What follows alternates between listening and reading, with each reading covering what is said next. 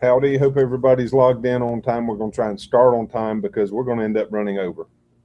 We can tell that right now. We've got a lot of video tonight. It's good video and it's informative. We were trying to cut it down. Obviously, this is the class Basic Emergency Care and Procedure for Injured or Orphaned Fawns. And there's a reason we didn't say injured or orphaned deer. You're not going to be treating too many adult deer. We don't have the rehabbers. Most of the rehabbers don't have the facilities for them. And the ones that do, the biggest problem with adult deer and an injured doe or buck is obviously how to get it from where it was injured to the place where it's going to get care. And the only way to do that safely is to sedate it, and it's doable sometimes, and we'll try and help when we can, but that doesn't happen very often.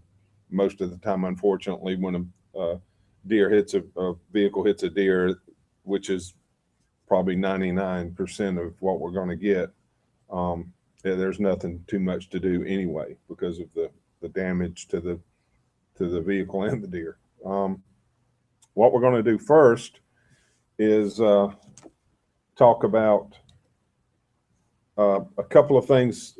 I guess the main objective for this course is to prepare you for what we're already running into. It starts usually about the second week of May when we get our first 2 or 3 fawns, and then as it goes further into the end of the month, and then when June gets here is when we really start getting the calls. And I can't even tell you how many calls I've had today about baby deer, fawns. And 80 to 85% of those should have been left there, should have been left alone or put back. And we've been really successful at that, and hopefully that'll continue. And one of the things you need to learn how to do is convince somebody who is trying to equate a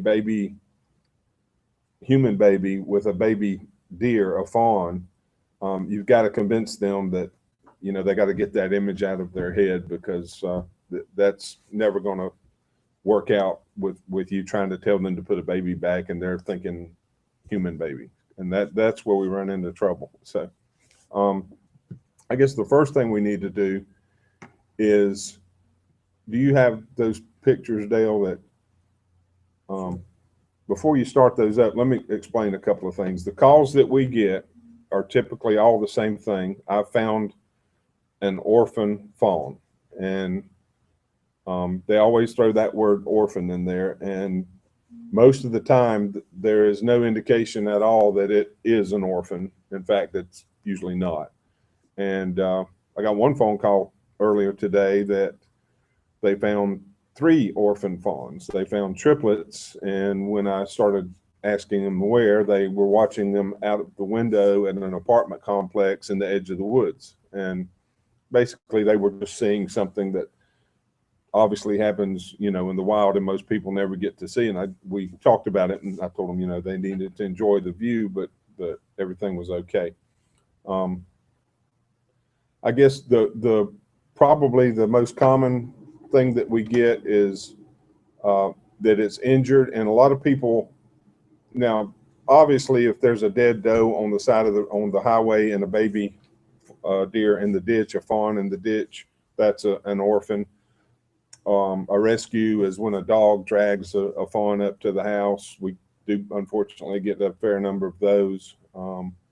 And there are a few other scenarios, but the most common that really require rescue are dead does, and then dogs, and not coyotes or foxes or predators. That's natural behavior, and we're not going to get involved in that.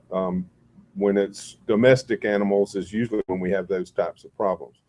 The other thing that we tend to get a lot is people seeing natural behavior and mistaking that for an injury. And I guess now, Dale, if we can, I can't see those. If you can start those up and let me know when they're running. You wanting to? It's basically cowering behavior. Are those coming across now? What you're going to see, it's just a series of a few photos, and these photos illustrate what people tell me when it just fell down, it can't walk, it can't hold its head up. What they're describing, and usually what I ask them, and they'll say yes, it does in a way look like it's trying to hide. You know, that's exactly what it's doing. They can be running full out and then just collapse in a heap. You know, so are we still seeing those? It's sort of like a person gonna pretend like if I'm still and quiet, nobody. Yeah, basically they can look like their legs are broken, the one will be distorted, but usually one of the most common things you'll see is the head will be stretched out. Watch the head, and you can tell it's a cowering behavior. It's a defensive, where they're trying just to disappear. Basically freeze in place like they are, right? Right. They'll go rigid. They sometimes they'll look distorted, and I guess it does look weird. It does look like they're injured, but yeah, exactly. It's kind of like playing possum.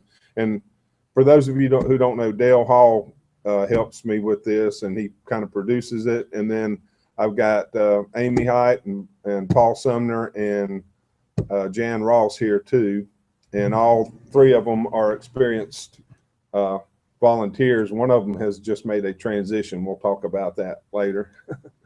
But now if we can go, if you see those photos, can we go to the next series, which is the next series just shows a fawn as it would be in a relaxed state, waiting on the doe, waiting on its mother in the woods or wherever it's going to be. And a lot of these photos, what you're going to see is, are they showing now?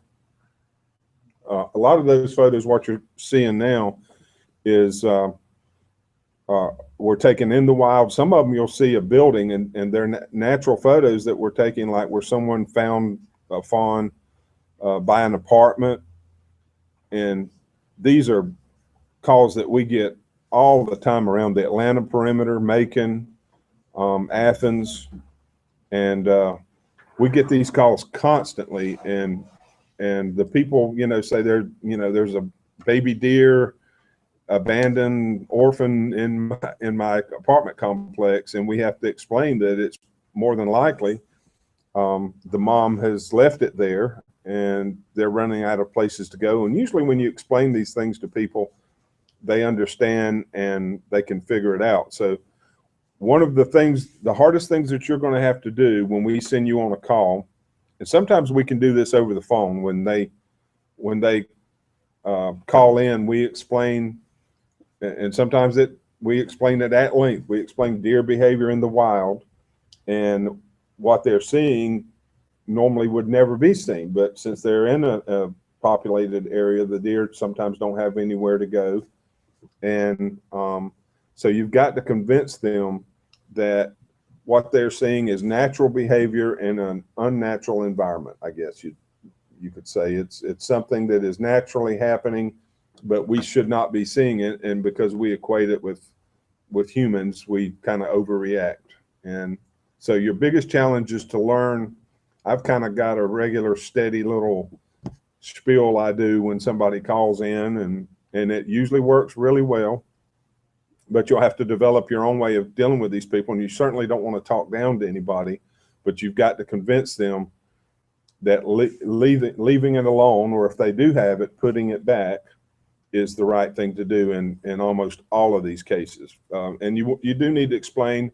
One of the things that helps is to explain that the doe, the mother, will come back usually late in the afternoon to find the fawn, and she will search until she does find it. And one of the other things that helps when we're talking to these people is if you explain the behavior of a fawn during the day when the mother is not around.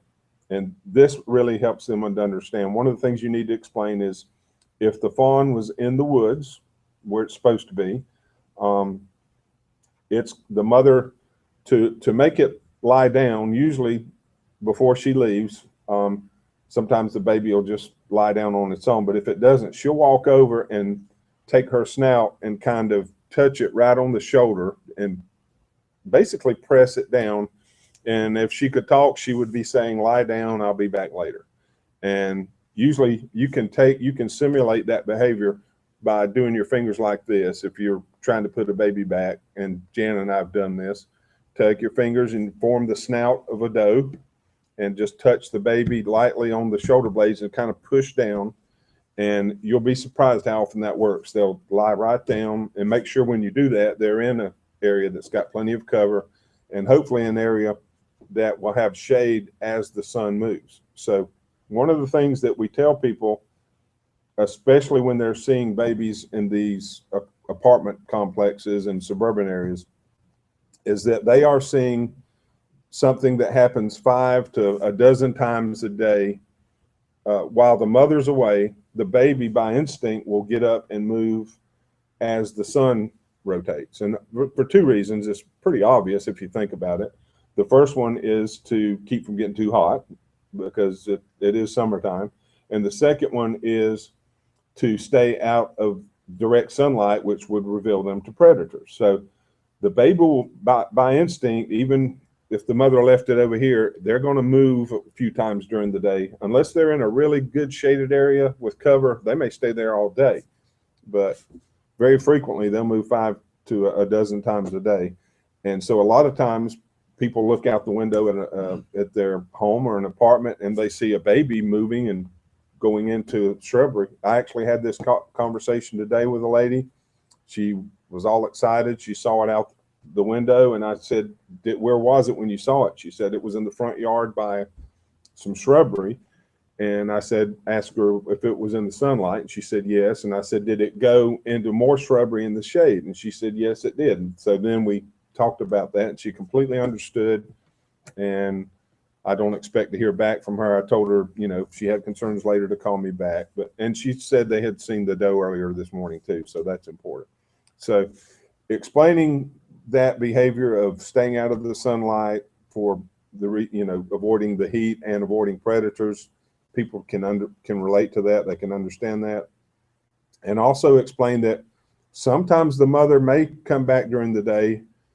One of the things you'll hear most often is, we haven't seen the mother all day. The baby's been here all day. And you're probably not going to see the mother until late in the afternoon, if at all. She may come back after dark. So we try and get the people to leave them alone and call us, the next day if it's still there the next day. Now, the exceptions to that, of course, are if I gave the example earlier, if a doe is, just if I ask them, do you live by a major highway? Can you go out and check and see if there's a dead doe out there? Or if there's, obviously, if there's a visible injury, that's a given. But the other indicator is are flies or maggots. Maggots are far worse. But if you see an infestation of flies or maggots, that's a really bad sign, and that's usually an indicator we need to grab it as quick as possible. And at that point, a lot of times they're really in bad shape anyway. So, and most of this stuff is common sense stuff to us, I think. But again, people see a fawn and they think baby, and I probably use the word baby deer too much. I try not to. We try and use the terms that are proper, but it is a baby and it is a deer. So, and they are cute and they're small and frail, and that's what people see.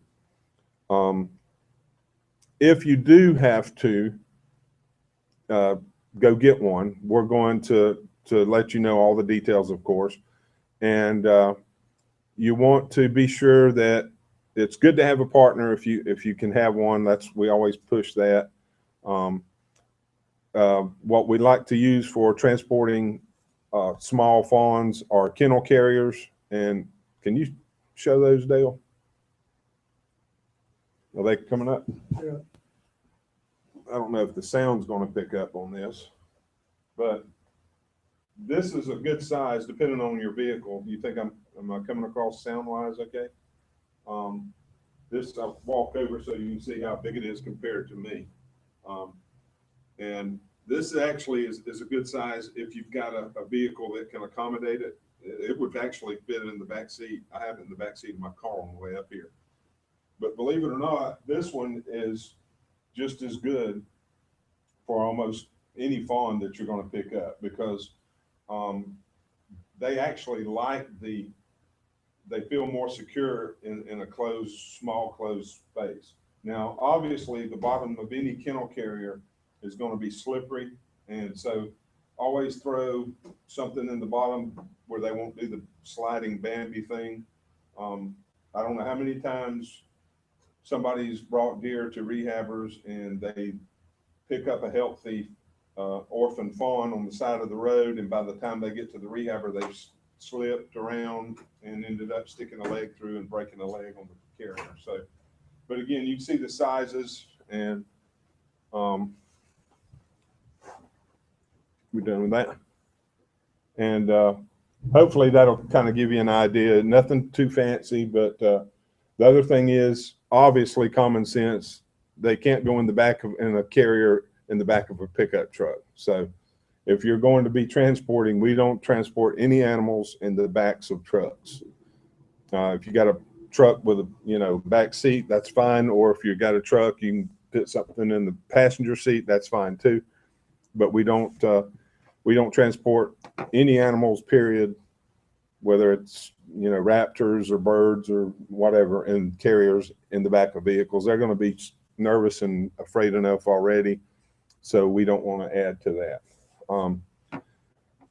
Our job, your job as a volunteer, is to get the animal as quickly and as safely to a rehabber as possible, and to assist that rehabber. Always remember to you should have had the form in your first in the first section, Introduction to Wildlife Rescue. If you don't have one, we'll make sure you get that, but always fill out the form with as much information as possible. That form stays with the fawn and goes to the rehabber with all that information, including the date and the time and the tracking number and all that, or case number. And the other thing that's important, and we're seeing this more and more with all species, but especially this year with fawns, is even though we've been so successful in getting a lot of them put back or left alone, we're still getting a large number, and a lot of the rehabbers already have, if they're not up to capacity, they're closed. Some are over capacity. And one, John Bilbo up in Blairsville, some of you, where you're going to see more about a video shortly, but John's had some really hard cases. He's had several with broken limbs.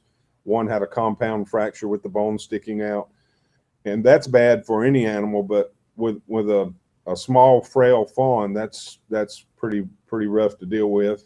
And keeping any animal for a wildlife rehabber is expensive, but when you start adding medical costs to that, then it just goes through the roof. So one of the most important things you need to do on the form is to ask the people if they will make a contribution, and explain that most of these rehabbers do this out of their own pocket with their own money, and some have a support network, but usually it's a few people who support them locally.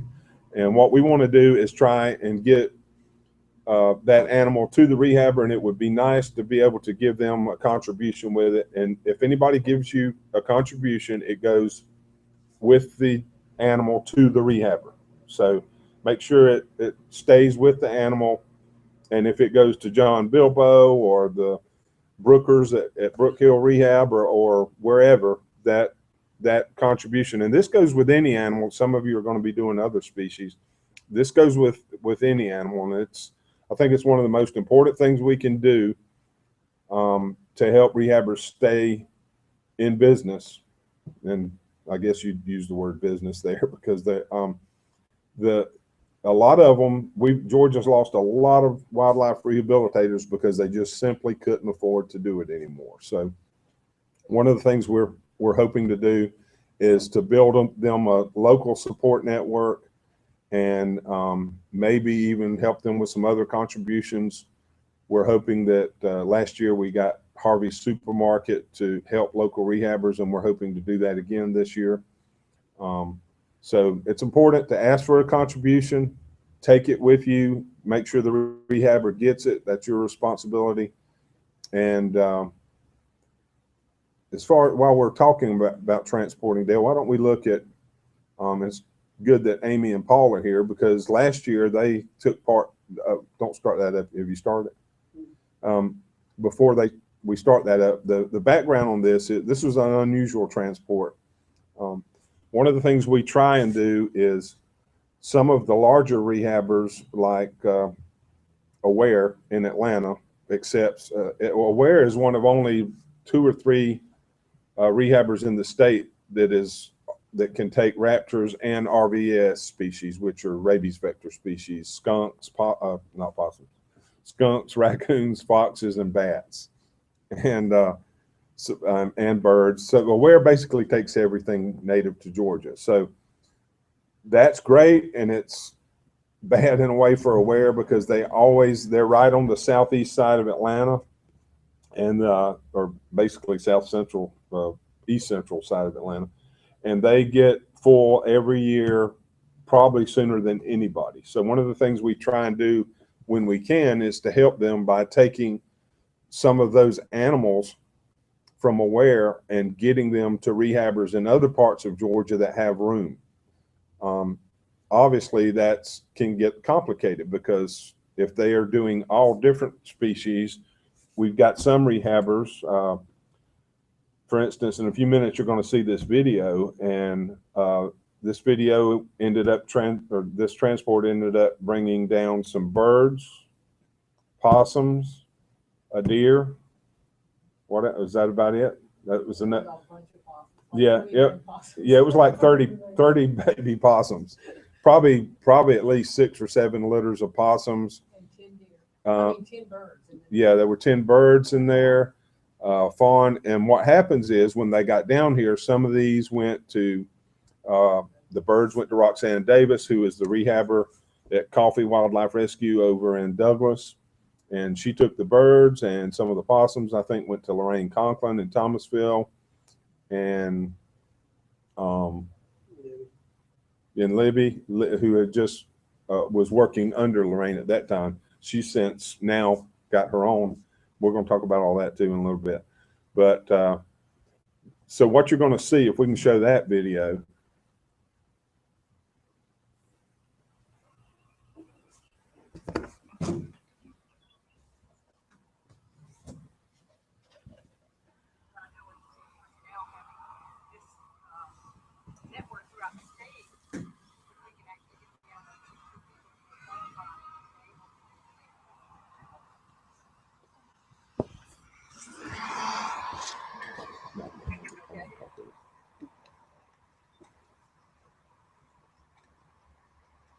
Okay, and what you saw there was WALB did a news story because it was so unusual to move this in many animals at one time.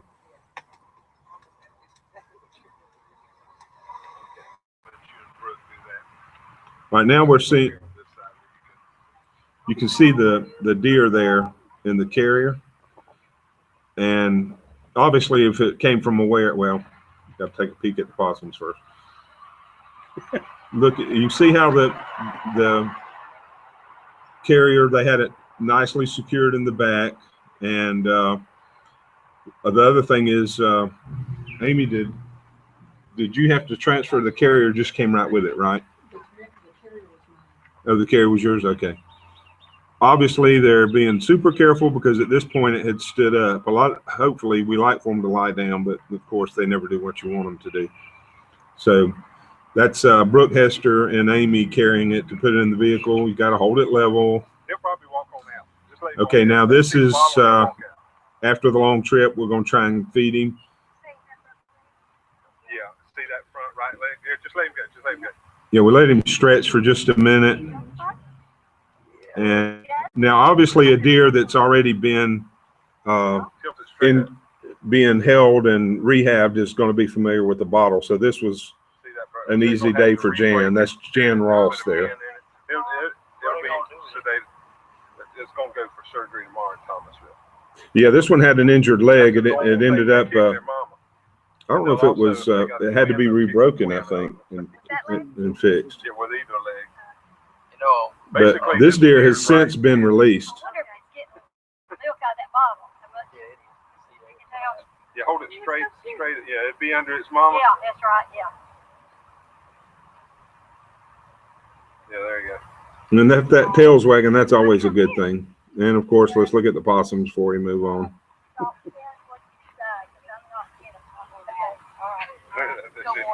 Okay, when you get a deer that is not used to people feeding it, they're going to be afraid. I always face it away from me between my legs, because if they back up, which is their natural instinct, they don't have anywhere to go. I use my thumb and my middle finger to open their mouth, let them get a taste, and then remember, if they're underneath their mom, their head needs to be tilted straight up. Plus, you can feel when they swallow. And most of the time, they'll take to it just this easy. Sometimes you might have to squeeze a little bit, but a lot of times, if you've got a deer that's the mother's been hit on the highway, or it's dehydrated or malnourished, you got to be careful. You don't want to let them have too much, but usually once they get a taste of it, they'll go to town, and you won't have to do anything else. I'm just holding it, and it's doing all the work. And I can feel it swallow. How often would a deer this size eat? During the day, maybe only once during the day, because the mom's going to leave it during the day. That's when we tend to get the fawns, the baby deer, or during the day when. Here, you want some more? He's actually pretty full. You can feel the stomach and clean it up a little bit. I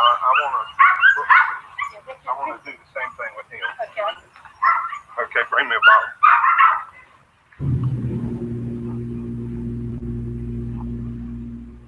Like I said, he has nowhere to go. So This one ends kind of abruptly, doesn't it? it took a little bit. Is this through?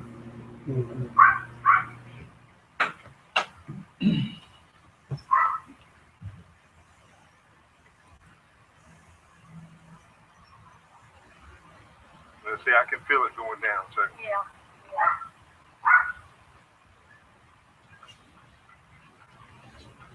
Yeah, and, okay, with this bottle, we have to squeeze it just a little bit, and that's good actually. I like it where it doesn't float too freely, because you don't want it to choke. yeah. There's a little one with this frog. I think this video kind of just ends.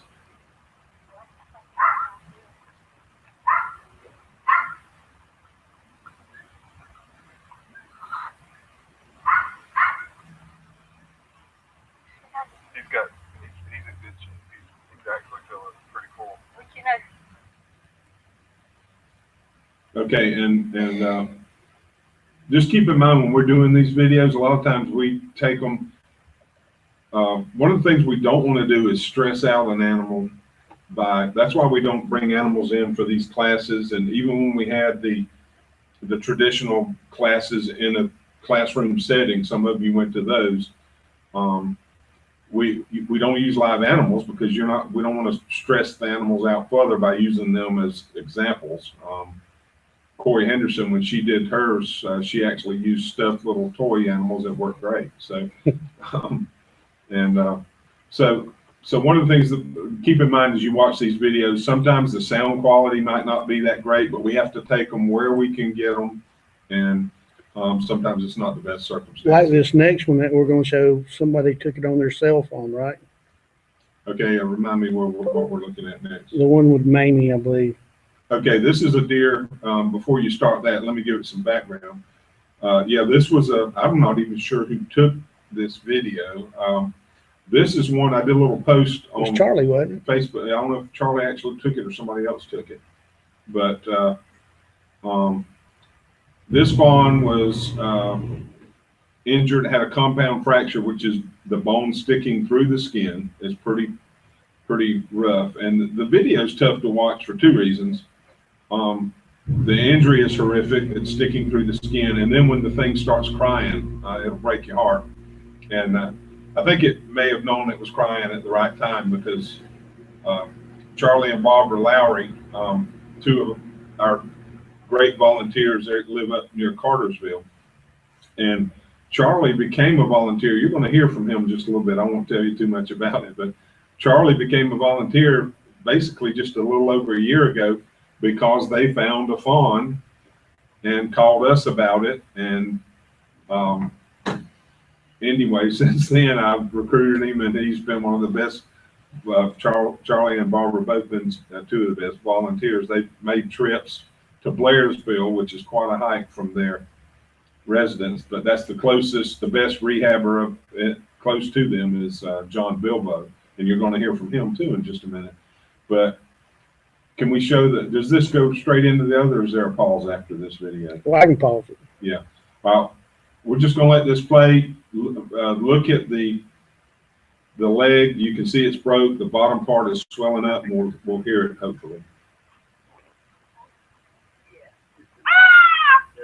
But it's a healthy little guy. And actually, probably not even 18 days old. It's not 2 weeks old.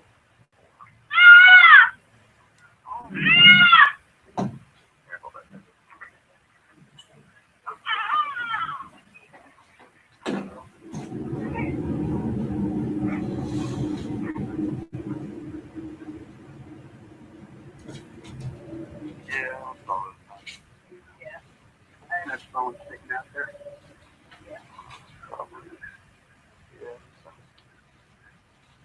You want to call and take a look at it first before we take the x-ray?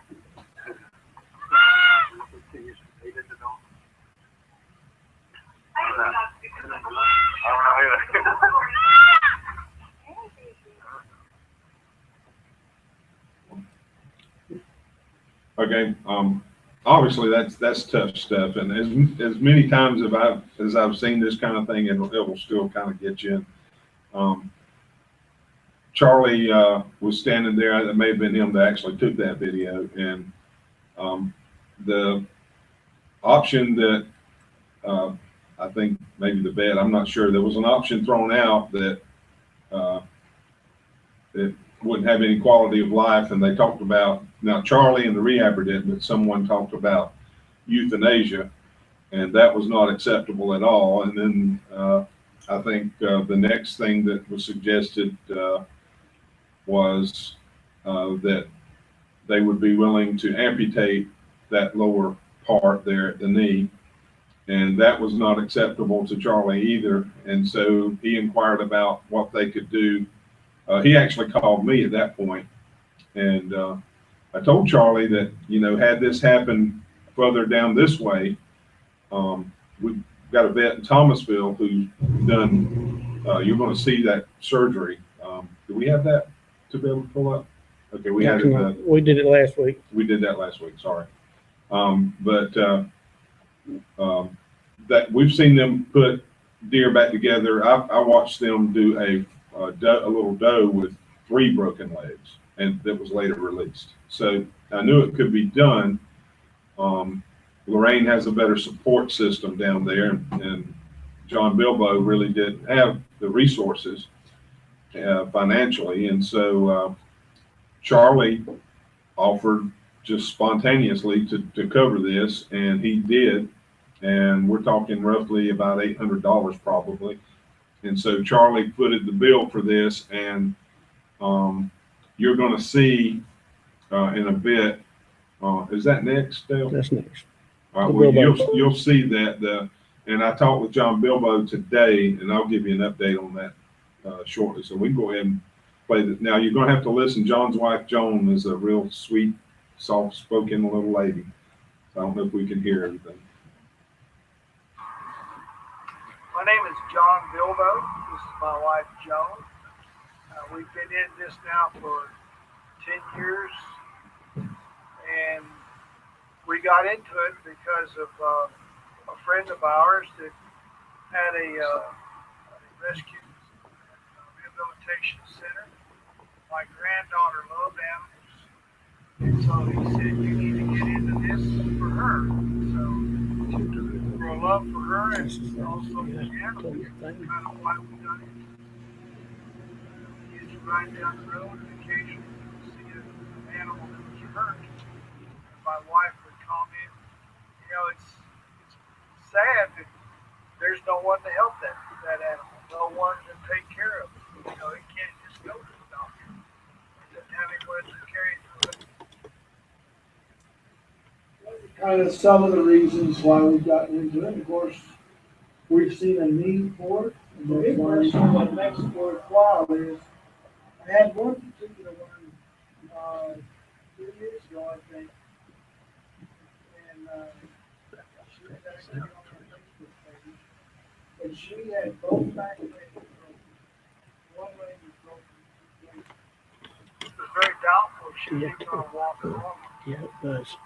But after we took the splints off and we were working with her constantly, helping her get the motion back into her legs, helping her to move, helping her to get her balance and walk, although she had begun to get some of that down, walking with both legs splinted. But the joy that you get to see an animal that has been broken like that and see it out running and jumping and kicking its heels up and just enjoying life, that is such satisfaction. I like to tell the beyond story words. of what we named Izzy. I was at school, and my husband called and said, "We've got this beautiful little girl. I just cannot put her down, but I'm sure she has a broken leg." I said, "What do you want this to?" So I got home and wanted to reach her. She had a broken leg. And so he called and found a great vet that took that baby and made a splint that fit that little leg. She was a little thing, and put that vet wrap around it. And of course, every time she went to the vet's office, everybody in the office going, "Boo, boo, boo." But when he called me and I got home, we named her Izzy because we didn't know if she was going to be able to live or not. So after she got splinted, we named her Tippy. And she had a bright pink cast on.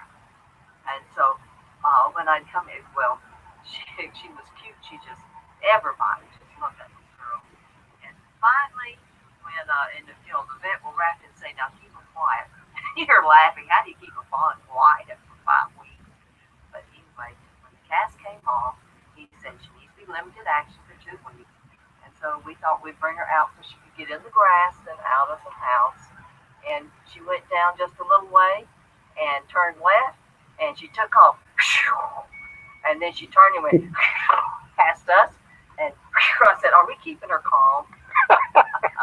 She just came out just perfect. And so if he went to tip on that cute little thing, she even figured out how to hold that leg out straight behind her and run on those 3 legs. And she would stand at the basement door because we kept her in there at the time. And when we would go in and out, and she would look at us like with a real puzzlement on her face, like, "Why can't I go out there?" You know. But So finally she was able to come out. She was Let's say this to the people that are watching. You can save most, but you won't save all. And there is going to be heartbreak. I can remember a number of animals that we had that were so precious and seemed to do so good. And then they just, for no real explanation, just died. I mean, literally died overnight. And those are heartbreaks. And those are hard. But the absolute worst thing that you're going to have to deal with as a rehabber is having to euthanize an animal that has so much potential for life and obviously wants to live, but because of the condition and the situation, be it too broken to fix or blind, just a few of those things, it is a heartbreak to have to euthanize. euthanize. That's the most unpleasant part, as far as I'm concerned, of this job. I can deal with diarrhea. I can deal with unruly animals. I can deal with any kind of situation, but it really tears my heart out to have to euthanize an animal. But you have to come to the point to realize that sometimes the best life is no life. The best thing for that animal is to be put down, to be put to sleep. That's the Okay, on best thing. transporters, though, I think the thing that stands out in my mind is number one, the least trauma possible, the better. Number two is to get them as quickly to a rehabber as they can before, retention problems set in where people feed them the wrong thing, they feed them too much, they create problems for the rehabber, get them there quickly. Those are, and especially if people see an animal with flies on it, maggots on it, someone that knows what they're doing needs to have that animal to as fast as they can and get nutrition. Now, and another thing on transporters is to make sure that that animal is really orphaned. It is not a kidnapped animal because it is a tremendous disservice to the animal and to the rehabber to take a fawn that should not have been taken from its environment and its mother and brought to the artificial environment. Also, I would like for the rehabbers, the transporters, to have as good of documentation as to where the animal came from, the approximate location, because that's asked on our forms that we fill out annually, and also the some background of the animal, what the situation was with the animal. When you get an animal rehabilitated and it's time to go back, where do y'all release on that? I call it deer heaven. We have a tremendous plan that we have. We take them to Epworth. There is this wonderful deputy sheriff, sergeant. He has 170, 190 acre farm. He has built a pen with a mountain stream running through it, and he plants special grasses in his pen. And he's built a shed where they can just feed. They open the door and put feed out for them, and he keeps them like 2 weeks, and then he'll open the gate, and they can come and go until they feel free to take off. And how much? It's all about it backs up to the Cutter Wilderness, and their surrounding farms that have large acreage, and they're all posted. They absolutely go to this marvelous, marvelous place. There's approximately 1,000 acres of private land that there's no hunting that borders the federal management area, and all of that backs up and joins up with the Ocoee wilderness area. So, there's probably 500,000 acres of managed area for the animals. You have to clean their mouths out after you put milk in there, because they'll, especially when they're really little, they'll give them diarrhea. So they used to do it with wet cloth. So we figured out just to give them a little bit of water. Works just well. It's a lot more. I have you too. Oh, hi. He's such a good boy. He tries to please. He's showing off with video. Yeah. There you That's go. it, huh? How do y'all choose names for them? It varies. Last year they were all Indians. And this year, my cousin and I have been doing this book with our family, so it's family name this year. Okay. Isabel. Now Stella came with her name. That's not family name. Earl is family name. Mary Jane was great grandma. Alcidone was great grandma. Mamie was my grandmother's name. And I was just named. Charlie named her I because we had one named Mamie. She was terribly injured. Her front leg was so hurt that the vet actually had to pin it to keep it together. And then when the transporter went to get her, in order to catch her, he had to throw a towel over to catch her, which was traumatizing. And while he was doing that, the mother actually came from wherever she was bleeding. You know, of course, this baby wanted to go to the mother, but she's so injured she couldn't. So that was traumatizing. Then she was put in a carrier and transported and taken to a vet's office. There she met all these people, you know, who took her and then had the worker work on her, which was traumatizing. And then she came here, and we have to unwrap, you'll see her front leg, we have to unwrap this thing once a day and clean that wound and rewrap it. Yeah. And so now she is traumatized from the word go. What's the story on this one? Yeah, it was, they had picked this up and, they were on the way to that, and the school was very black. And so we got here, we didn't have and the school was actually normal. He didn't realize that. Just play it now, but it's What is in choppy. the intestinal tract is Time the right residue here. from when they were actually in the wound, feeding off the belly. Once they say it's just water. They cleaned his mouth out. This one's free. He's a normal rehab baby. And then we take him outside, let him Three bite. things about deer. You don't chase the deer. Deer don't like to be picked up. You don't force it. For some reason.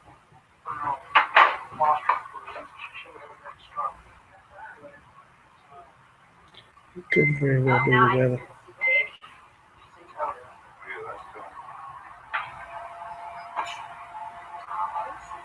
This was one of the twins. Yes. The other one did not survive. I would also advise you to tell your rehabbers, prospective rehabbers that have to really know the temperature, health and stuff. They have to know it, you know, pretty close, and they want to know it pretty quick. They don't need to be able to have standard 2 minutes waiting for a thermometer to read. Right. If you get a fixed dial, quick read thermometer, you can buy them at truck stops. Truckers that transport produce have to have those. Produce, meat, any kind of perishable. They have to have quick read thermometers. They're not very expensive, but they're sure. And you can always, it usually tells you on the label how to be sure they're accurate by using ice and salt water. I don't know if you know or not, but deer formula milk when you feed should be between 98 and 100 because that's the normal body temperature of a deer. It's between 100 and 102.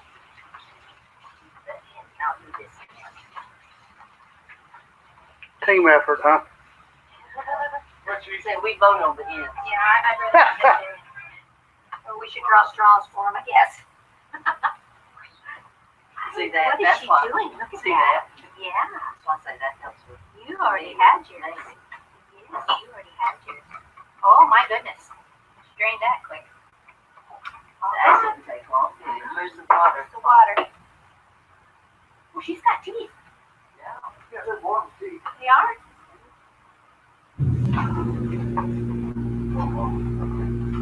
Okay. Okay. We want to do first. We want to do probably.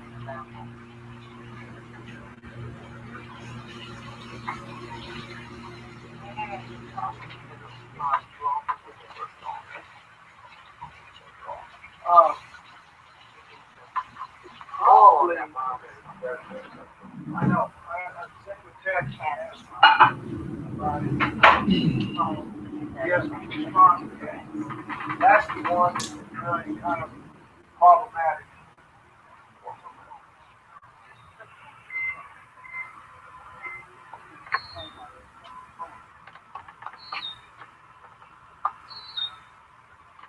Oh, good little girl.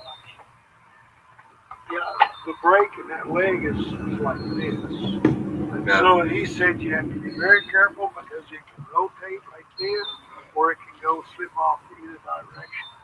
And it's got me really worried the way that split. You know, that's the thing about rehabbing. You only know where they found the deer and some of the what took place when they found it. You know, did they find it with a dead mother? You know, the condition of the animal, and you kind of guess at the age. I have over the years, I've figured out, pretty good. I've figured out a window. Right. I go by the navel cord. I have noticed that when the navel cord will drop off in, 4 to 6 days, the most of it will. But then the navel will continue to be scabbed over, and when that's gone, it's usually anywhere from 15 to maybe 18 days old. And so, I look at that pretty quick off of the baby to kind of determine about where they are. Last year, I talked to him about deer on replacement, and this is what it is right here. It's fawn replacement milk right there. Now they're talking, I've heard a couple of rehabbers saying that they're getting a fawn replacement milk from Tractor Supply. I don't know anything about it. I don't know if it's good or bad, but the doctor that who is at the University of Illinois, and he's in the biology department, and he took the time to do a chemical analysis of real doe milk, and this is what he came up with, and of course, here's all of the ingredients. It's right here, and it mixes at a rate of 3 to 1, 3 parts water, 1 part formula. Okay. And so what I do is I take a quart jar, I kind of stir it up, and then I put it in the quart jar, unpacked, and then I put 3 quarts of water here.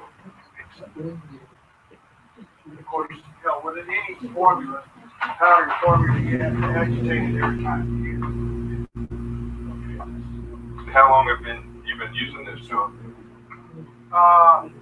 3 years, I think, maybe 4. Long enough to know you like it and it works. Oh, I tell you what, the only thing that I know of that is better is goat's milk, but goat's milk is only better when they're really small. But when they get a little bit older, they're not having any GI problems or tummy problems or anything like this. Since I've gone to this, I've had very, very little bloat. I've had almost no diarrhea. I mean, a number of things can cause diarrhea besides the milk or overfeeding. The ones we get in that have diarrhea, generally, it's a combination of overfeeding and feeding formulas that are. What's the schedule for feeding? All right, we use the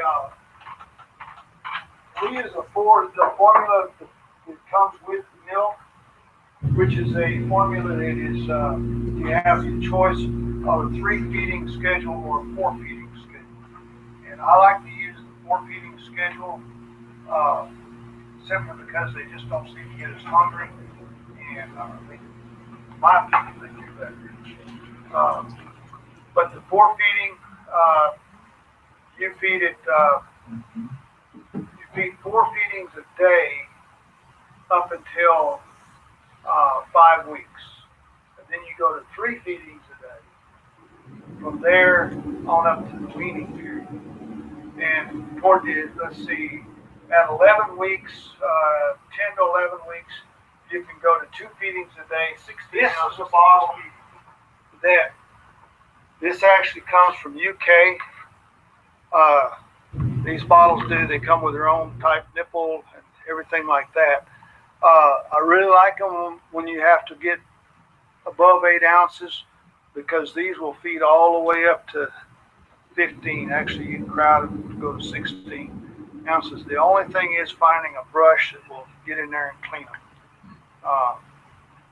That's the only real challenge with them.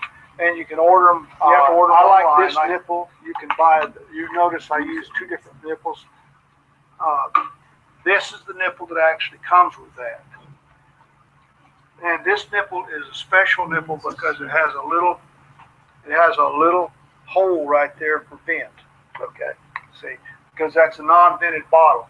I use vented bottles, and these bottles here, these rings that fit that bottle works better with the nipples from Tractor Supply, which has a thicker base to it. Right. As you can see. Mm-hmm. But they work really good with them. These nipples from Tractor Supply, used in a normal baby bottle cap, tend to dimple. Well, this here's been stretched a lot, but they will tend to dimple when you try to use them in these when they're new. This is pretty flexible. It's been used a lot. So anyway, that's kind of the rundown on the nipples. Fawns love dirt. They get minerals from the dirt. That's a natural thing, so don't freak out when they see that happen. Right. As a matter of fact, we have actually got dirt. So one maybe you could go out, we got dirt, put it in a pan and bring it in, so they have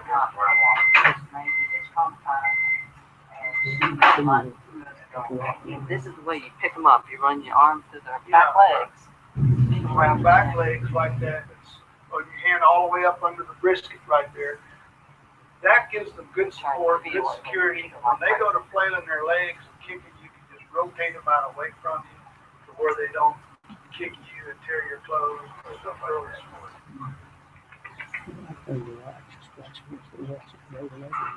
The tail's going to smell it.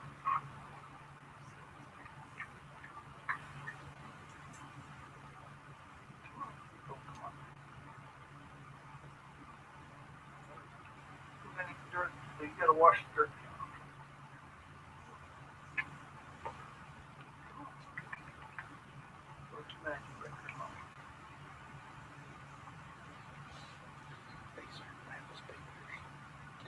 And what you're seeing now is John's obviously feeding it, and Joan is stimulating it to make it go to the bathroom, which also gives it the familiar feeling to stimulate it to even eat more. Stimulation of the rectal area. Stimulate the nerves. Yeah. If you've got a difficult case, normally you wouldn't do that. Amy brought up a good point. Obviously, that's not something you normally do at the same time. But with a problem case, sometimes it does help to. Yeah. I guess you flip a coin to see who gets what job.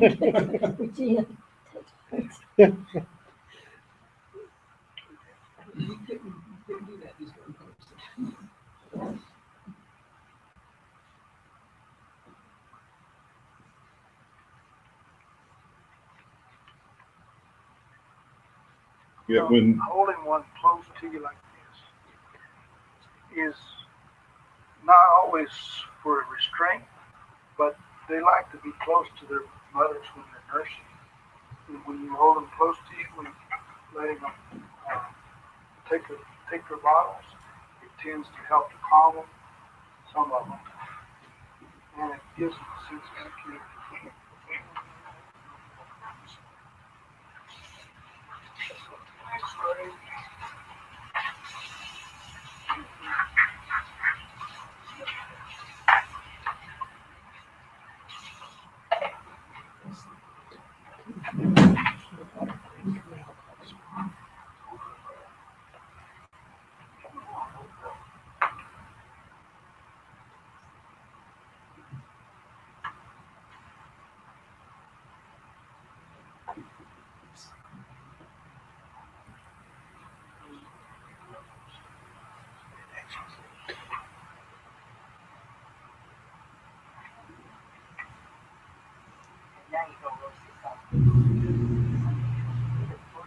yeah, so there's not confusion. This is not.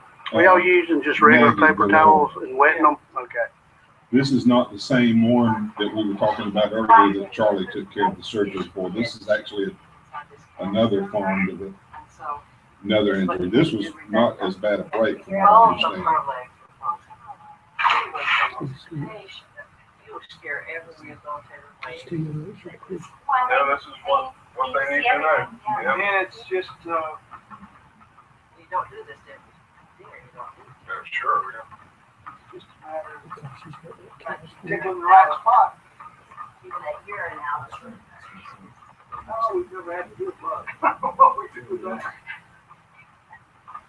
No, don't worry. So like tickling the pee up. Hey, but they were saying that some of these must have are untainted. Some of them just too, their personality is too. Well, I hope that's not that will hurt.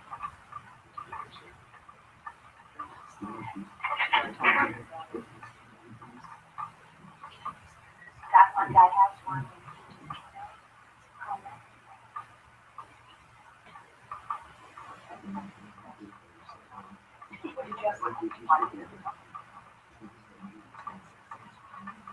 Okay, I'm gonna be more all my year, hair. less of us, yeah. They weren't coming for years, so they were coming for beers. I know. I was wanting to come meet you guys. Where is her break? In the forelegs or, I mean, in the, lower part of the leg? No, it's between the knee and the hop. Oh, wow. Is it what kind of a break was it? Was it just a clean? And you know how she broke it? Oh, really? So it wasn't a car, or she would have been dead, so. How can it be a break a leg after a while? They weren't. Step in a hole. Yeah. Really? That was a lot easier than what's sad is one of the things we cover in our course is transporting because last year we had a road-kill doe dead on the road. The fawn was in the ditch, healthy, but obviously an orphan. Yeah. And so we told the people to bring it to us. Well, they put it in a kennel carrier, which was plenty big enough, but they didn't put anything on the bottom. So when it got to us, it had done the slip and slide and had a broke leg from the leg going through. So a healthy baby ended up being a broken leg. A perfectly healthy baby. And you keep it, say you get it and it's less than a week old. And you're fortunate and get that thing through to release without any complications whatsoever. You're going to still have between $120 and $130 in that animal. So people, this before you ever get your first deer, before you get the first deer, to build your pen, get your foraging in there, like the kind of foraging that they need to have, the proper kinds of fences and gates and stuff like that. You're going to spend an additional $500-600, depending on how big of an area you do. You can spend a couple $1,000. So people, and that's why not many people do it, is because of the expense. And we have just slowly over the years been rising. This is her. Catcher. Got her. Okay, now this is Mamie, the little doe that has the Compound fracture. the compound fracture. Now it has That's pins. her navel You're cord. gonna That's see. what I'm talking about right there. This fawn is less than 10 days old, or 15 days old. Yes, she is. But see, there's her navel cord right there. Twins are going to be smaller anyway. No, she's not twin. No, but I mean, I'm comparing Mary Ann with her, as far as size-wise, especially if she's triplet.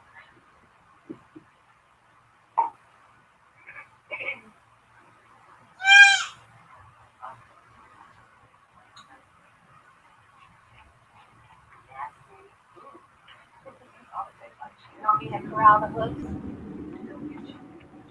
Would that scare her more?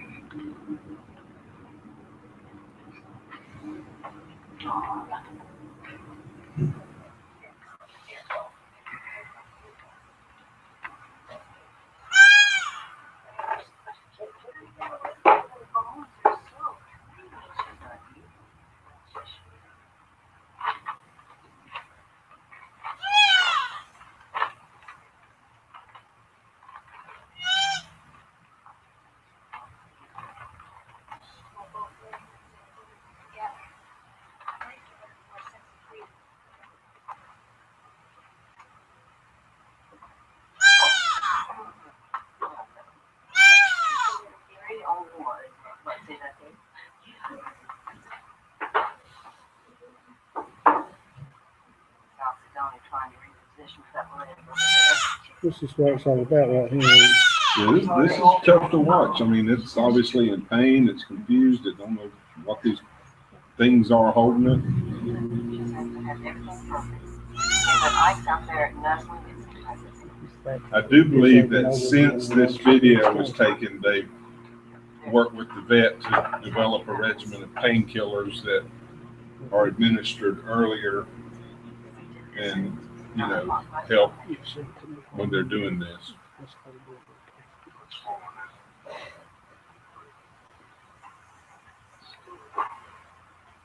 it's been swollen. Will be for a while. And once she keeps her eyes in, it helps too. Just do it.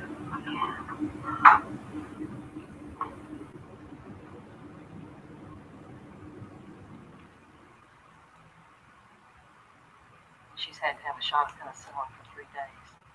And now we go to 3 shots of Atrial. A shot of Atrial for 3 days. And he also took a picture of this last night and sent it to the vet. That's her. I think that's liquids. That's the bone. It's closing itself in. Things out. Starting with peroxide. Start with hydrogen peroxide and spray bottle. This is somewhat new. Doctor's instructions. Do you see why this baby's traumatized? Definitely. These Such aren't a surgical gloves.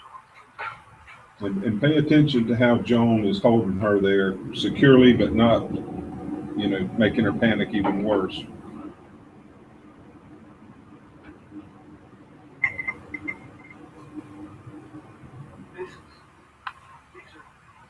These pads are so chlorhexidine.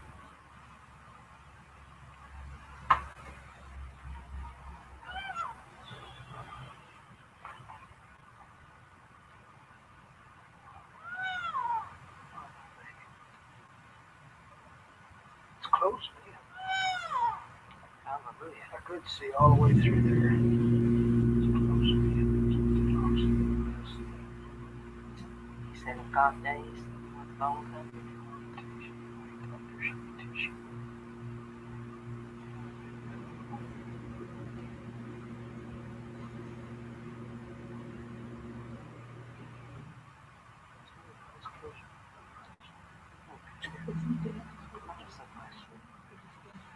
It will be a joyous day. He's cleaning that out now when he put it in there. He's drying it out, yes.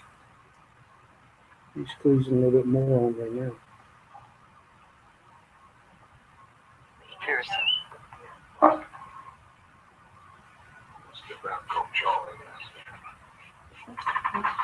This is the same thing as Vetricin. This is just a human version of Vetricin. And the reason we're using this is because we don't have any regular Vetricin on hand. I'm also posting a series of close-up still shots of them doing this procedure. And this is something you will never do unless you are working directly with a rehabber. We're just Jelaine, can you come and hold preparing this? you because as volunteers, you may actually Here, I can hold. be in this position.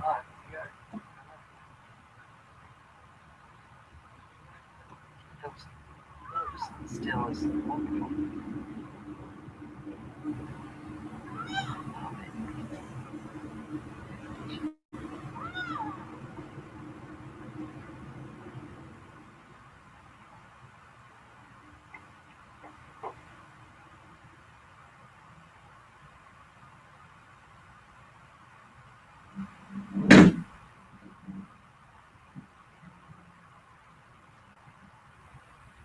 It's hard to watch it wince every time.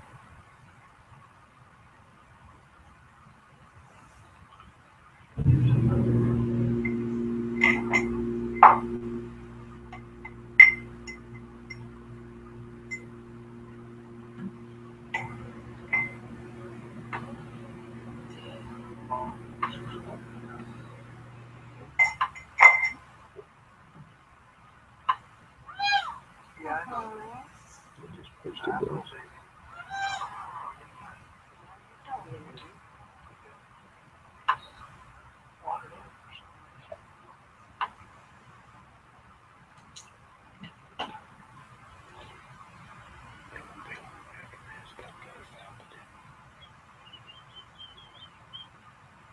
This is nothing but cast wrap. Use gauze to.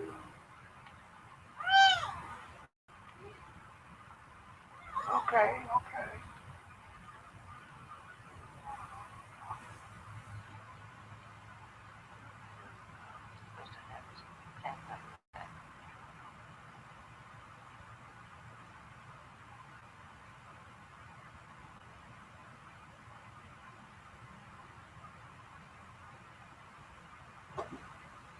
Just have to keep her from poking herself or catching it on something else. Yeah, hopefully hurt herself. For anyone else.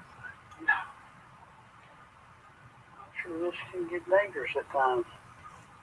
Yes, It's still the parents are sitting in there. this is their off. I think that's just gauze. But just, Also, rehabbers need to realize they're not veterinarians. They are rehabbers. And your job as a rehabber is to do what the veterinarian has instructed, regardless of what your opinion is. If you have a question or if you're in doubt, always you can question your veterinarian, but you should not go against your veterinarian's advice without first consulting. Okay, baby, I know. We're about to the end. We get this stuff early. We Yeah. don't have to do it tonight. Yay. Yay. We don't have to do much tonight. and I know that's bulky and weird looking, but it has to be done that way. The pin's sticking out, so they have to be wrapped so they won't snag on. But they'll notice that he used 4 or 5 pads on each one of those prongs. Yeah, if you can rewatch this. Everything's going to be downloaded so you can watch it. We'll put it straight on Facebook, on the Facebook page. Where it's downloaded. Here comes a late So bloomer. it's on there. What are you doing here, baby? I said, we don't know. We're just here. Yeah, Your mama everything will think? be posted on this. So What's the latest y'all seen of Fawns? We actually had one we had last year, which right at the very end of September, October. Wow. They were born at the end of fall. Yeah, they were born I like just seen a while ago. It's not very according to the vet. You're bright orange today. Not that dingy white.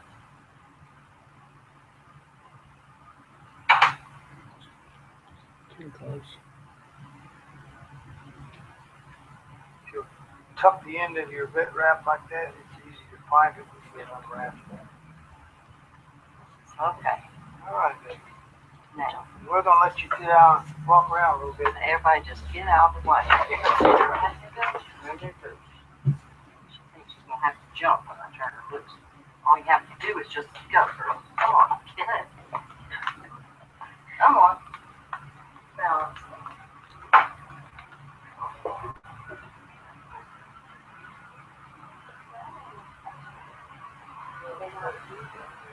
Another thing you need to understand about working with the fawns is it's kind of like working with sheep and goats and cattle. You're going to wear urine and you're going to wear poop, and you're going to get kicked and you're going to get bitten sometimes, and you're going to get scratched up. I mean, that's just part of it. okay, and again, we're showing you far more than most of you will ever be involved in. But if you're working closely with a rehabber, and that's what we want you to do, you're going to unfortunately, have this opportunity at some point. And one of the things we encourage you to do is find out obviously, if you're taking this class, you're going to be working with fawns, and find out who the rehabbers are in your area, and reach out, contact them, let them know you're ready to help do whatever menial task needs to be done. And sometimes that could include working with animals. Sometimes that might mean going to the store and picking up items for them to give them time to do what they need to be doing, or just allowing them to rest. They don't get a break from deer rehabbers don't get a break from this, just because the baby season's over. These fawns will stay with them to the fall and then be released, and then they're going to have occasional injuries popping in and out. While we're talking about rehabbing fawns in particular, Georgia's newest fawn rehabber, Jan didn't know we were going to do this to her, but she surprised me. She didn't tell me. I knew she was going to test, but I didn't know when. And she took her test this morning and got the phone call. What? Lean up this way a little bit. You don't have to lean right into it. Right. You got the phone call when? About 1 o'clock this afternoon. Yeah. And who'd you call first? My sister. Yeah. Because I was talking with her whenever the call came in, so I called her back and told her, and then I called Libby. Yeah, and no, you called me first. You called me after Jill. Yes. Which I understand, yes, calling right. her sister. Yes. Jill and Jan went through this class in 2012 to be a volunteer with Amy and several other people who are watching tonight. But Jill and Jan went through the class together as a team, and within like an hour after the class, had their first rescue, which was a raptor, a hawk, which was at that point Jan's favorite thing. I think that may have shifted a little bit. Yeah. But she started doing transports, and she's done a number of deer.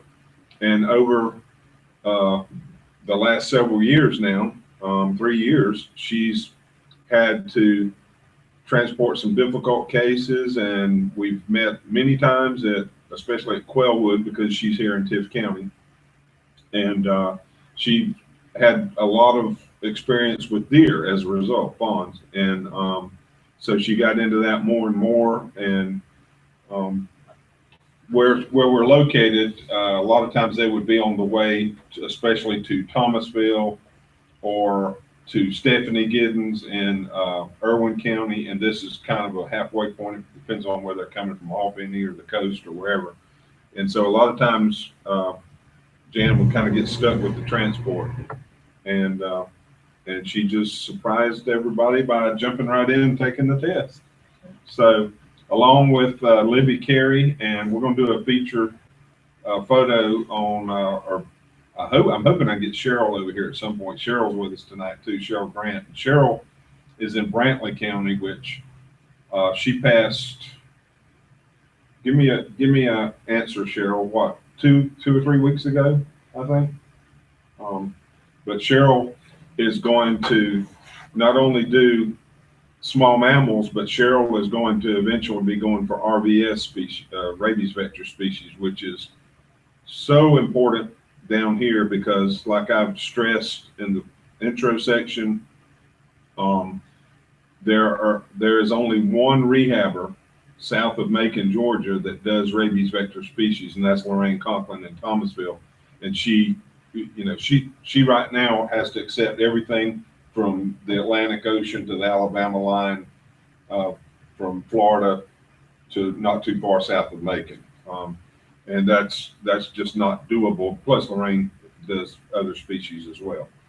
So Cheryl's going to be a huge help with rabies vector species. We want to keep people from kidnapping deer needlessly when when they're not orphaned.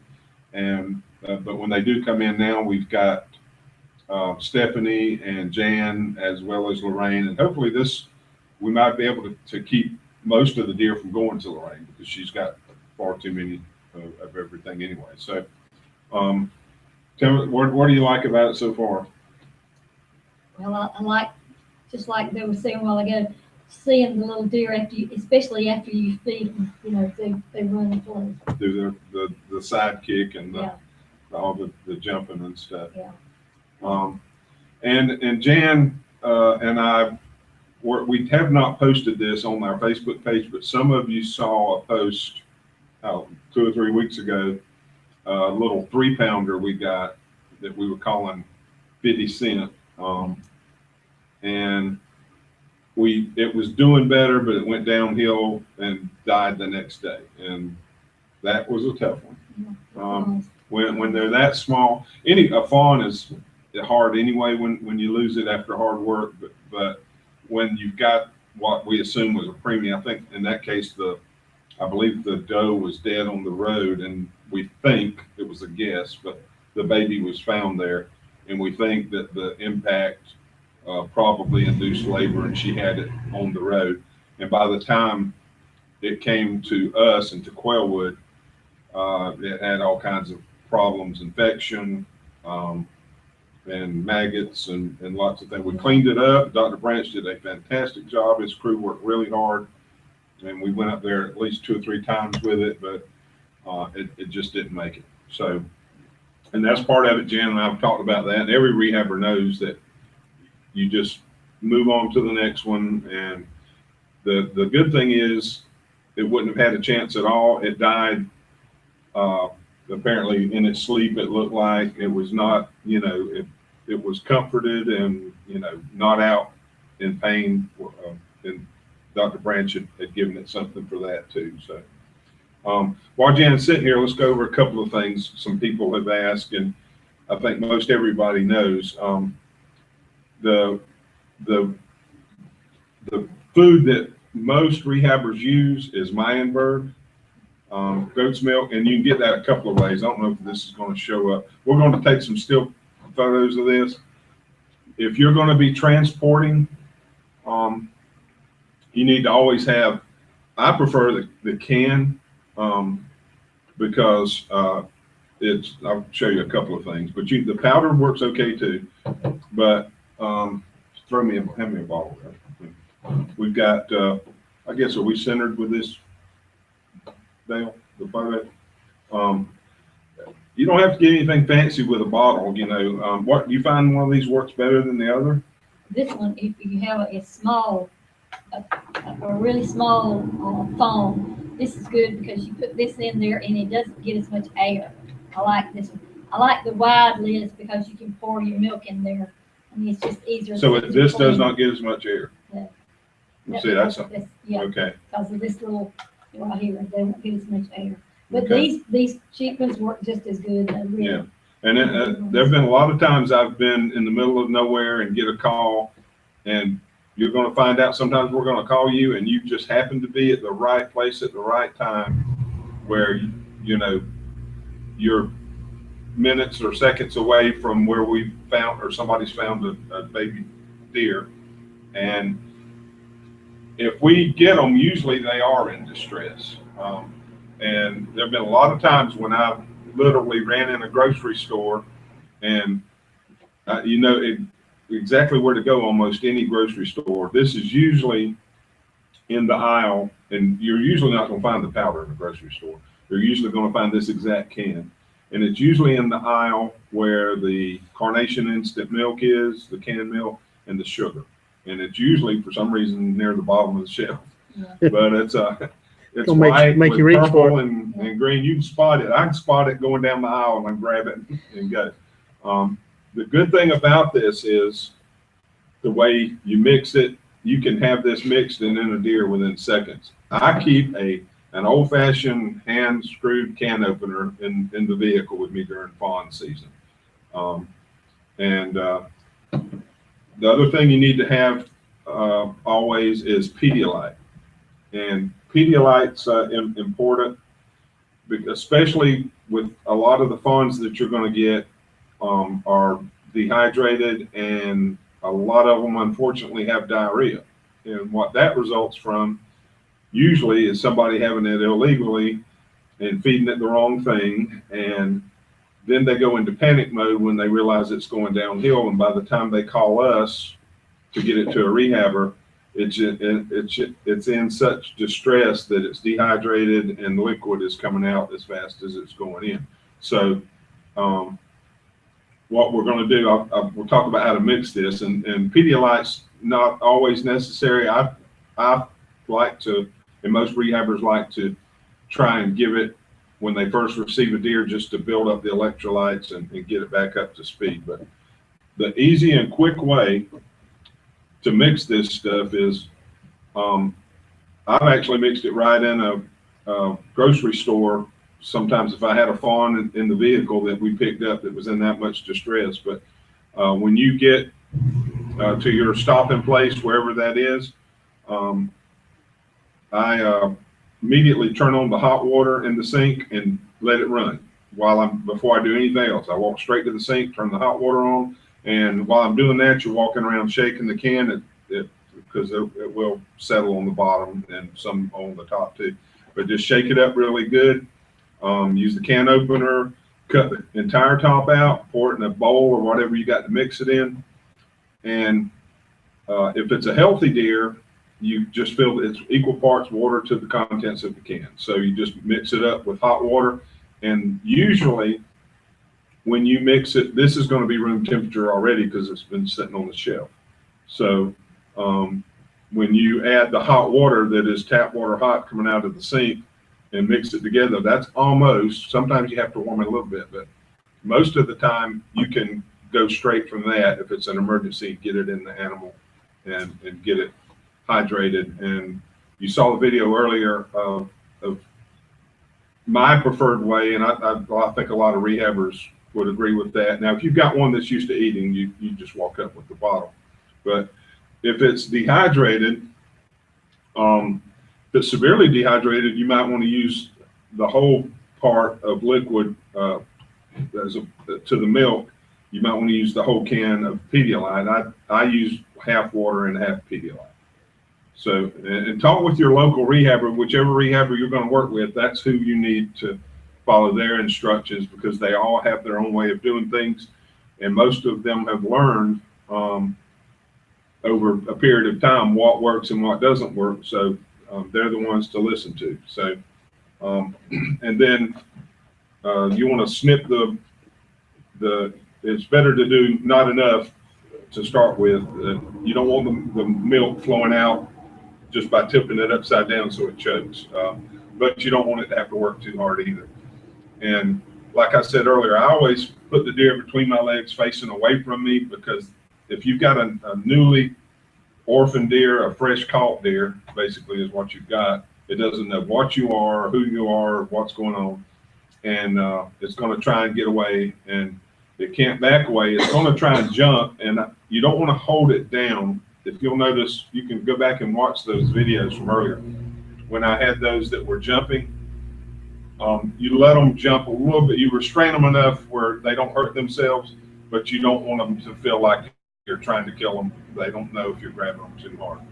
So the other super important thing is, if you've got a fawn and you're going to be able to tell, you know, the umbilical cord, if it looks like it's a brand new fawn, one of the things you're going to get eventually is a roadkill with a baby born right there.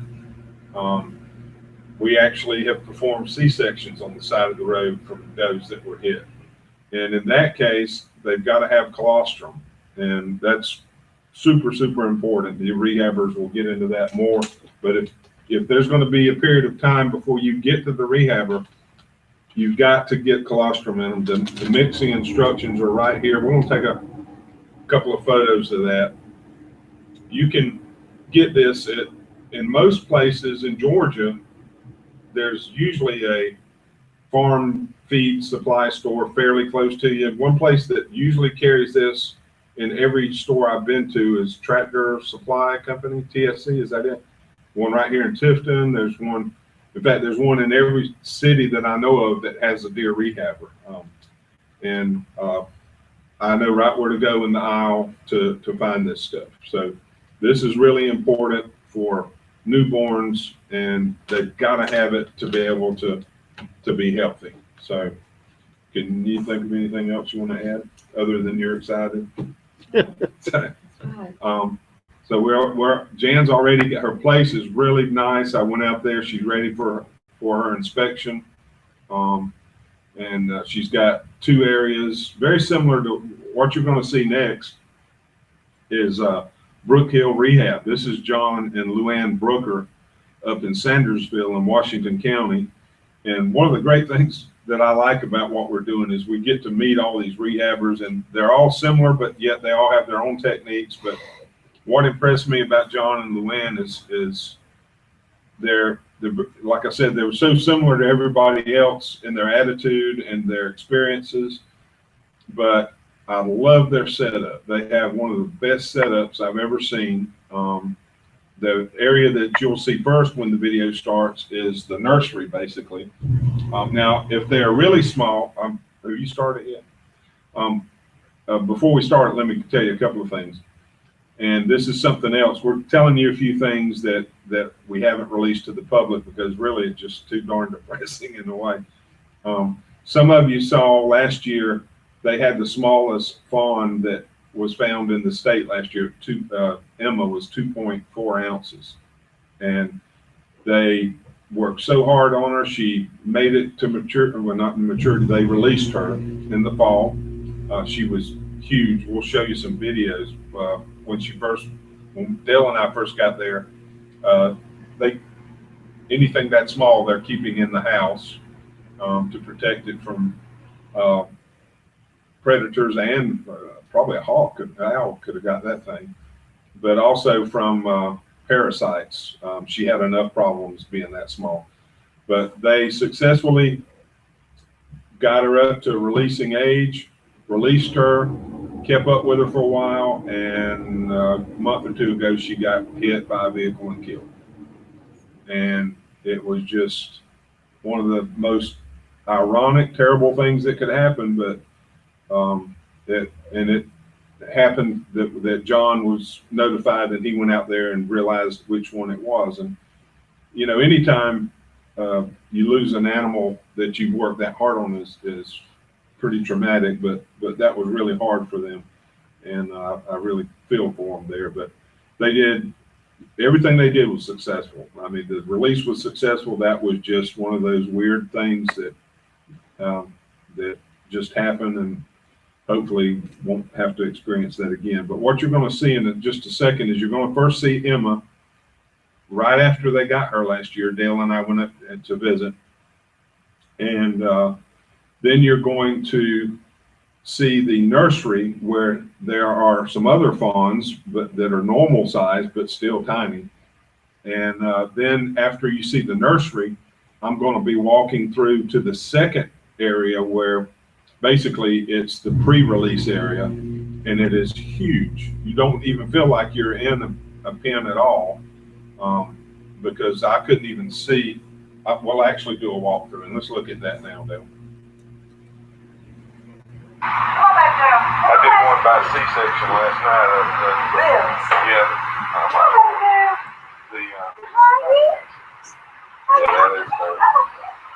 Here, come on.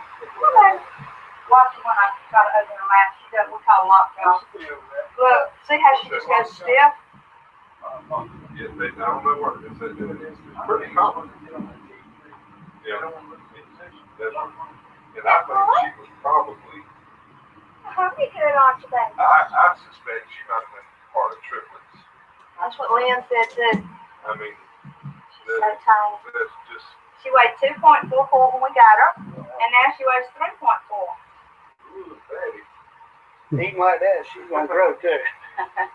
Well, that's typical, and that kicking like that's good to see right there.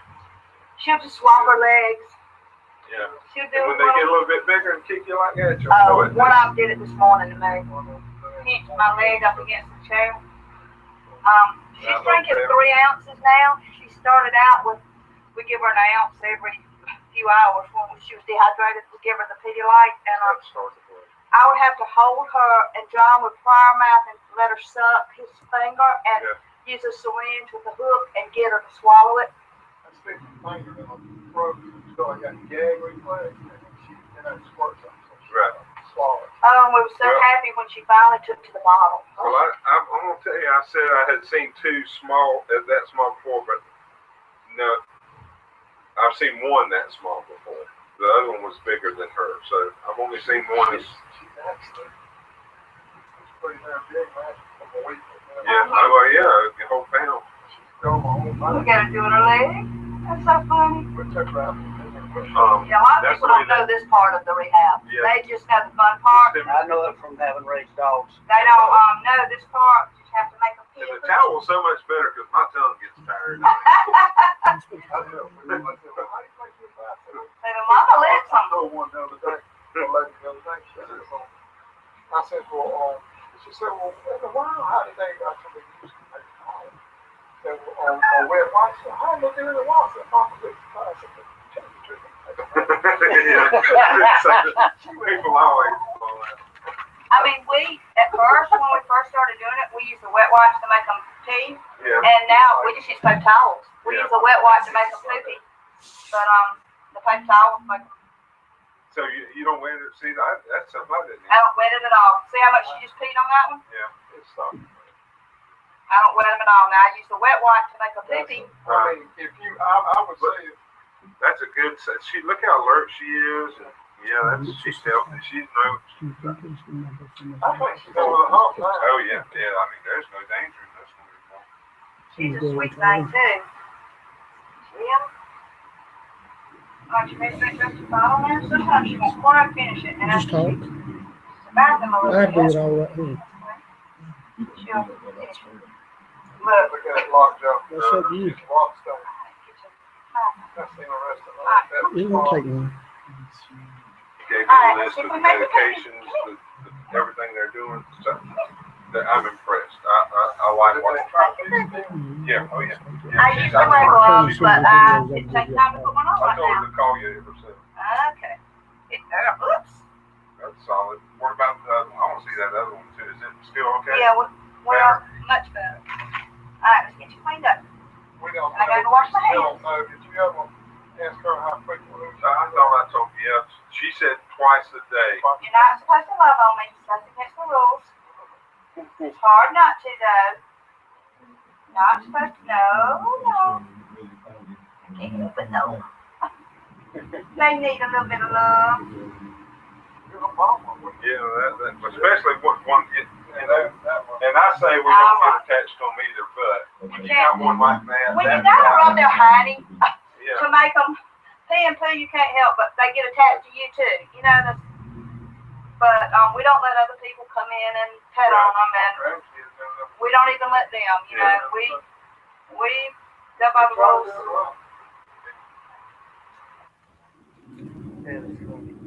Well, everything's wrong. Yeah, combination. Got Mama right now.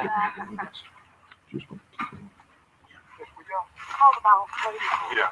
so he can keep the deal from coming out.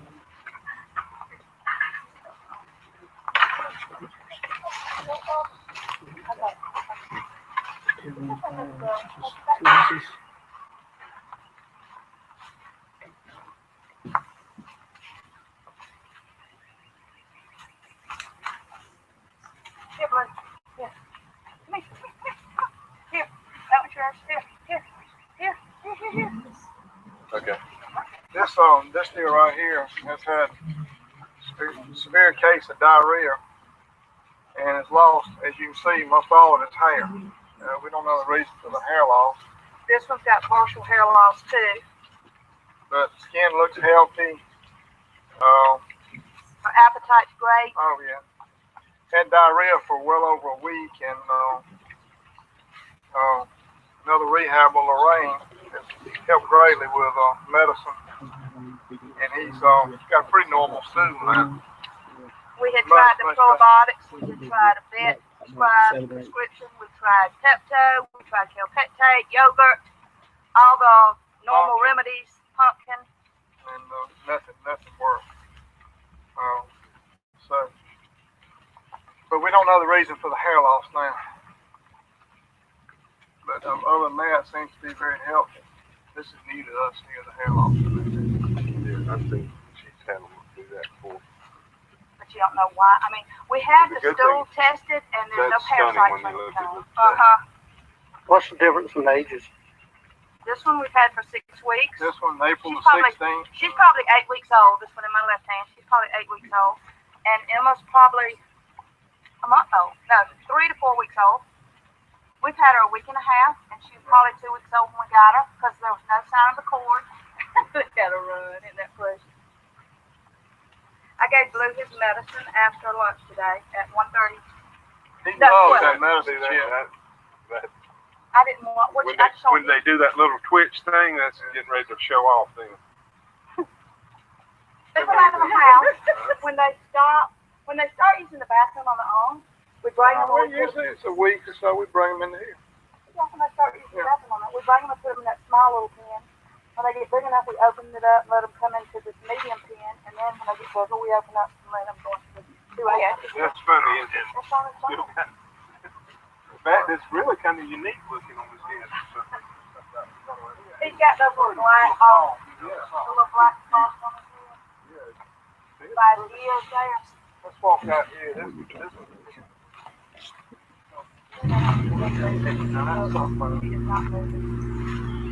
Okay, you're seeing that defensive behavior there we talked about earlier. Now he's calming down. We had a German Shepherd that came around the house, and that deer saw that German Shepherd, and he just went, wham!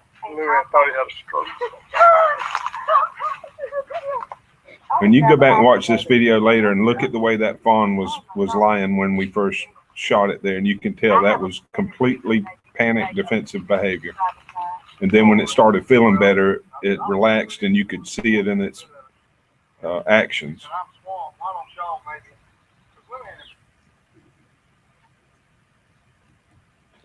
That was it.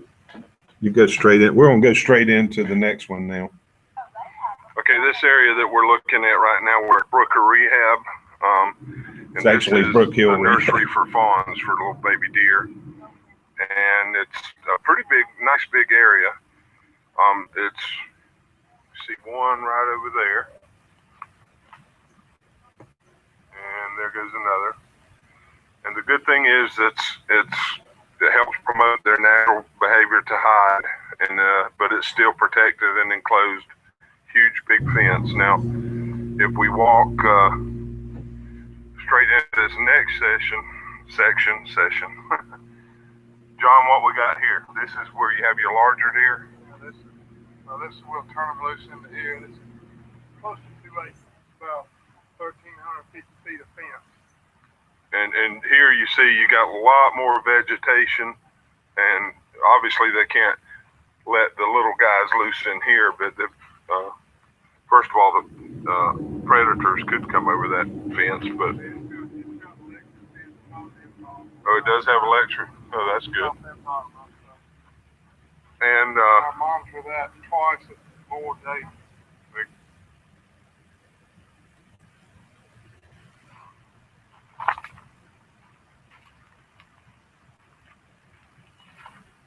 just trying to show you the scope of how to do it if you're going to do it the right way.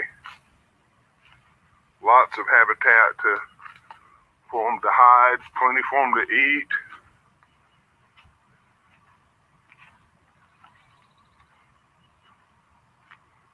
And there you can see the fence back there, and we're basically going down a long rectangle. And I really like the way they keep it here. It's just plumb natural. Lots of fallen trees and plenty of places for them to hide and just learn how to be deer, I guess, which is what we want. We're calling John and Luann now. And I've never walked back to the back, so I'm just going to keep walking. Hey, Yeah, John. you can see the other side.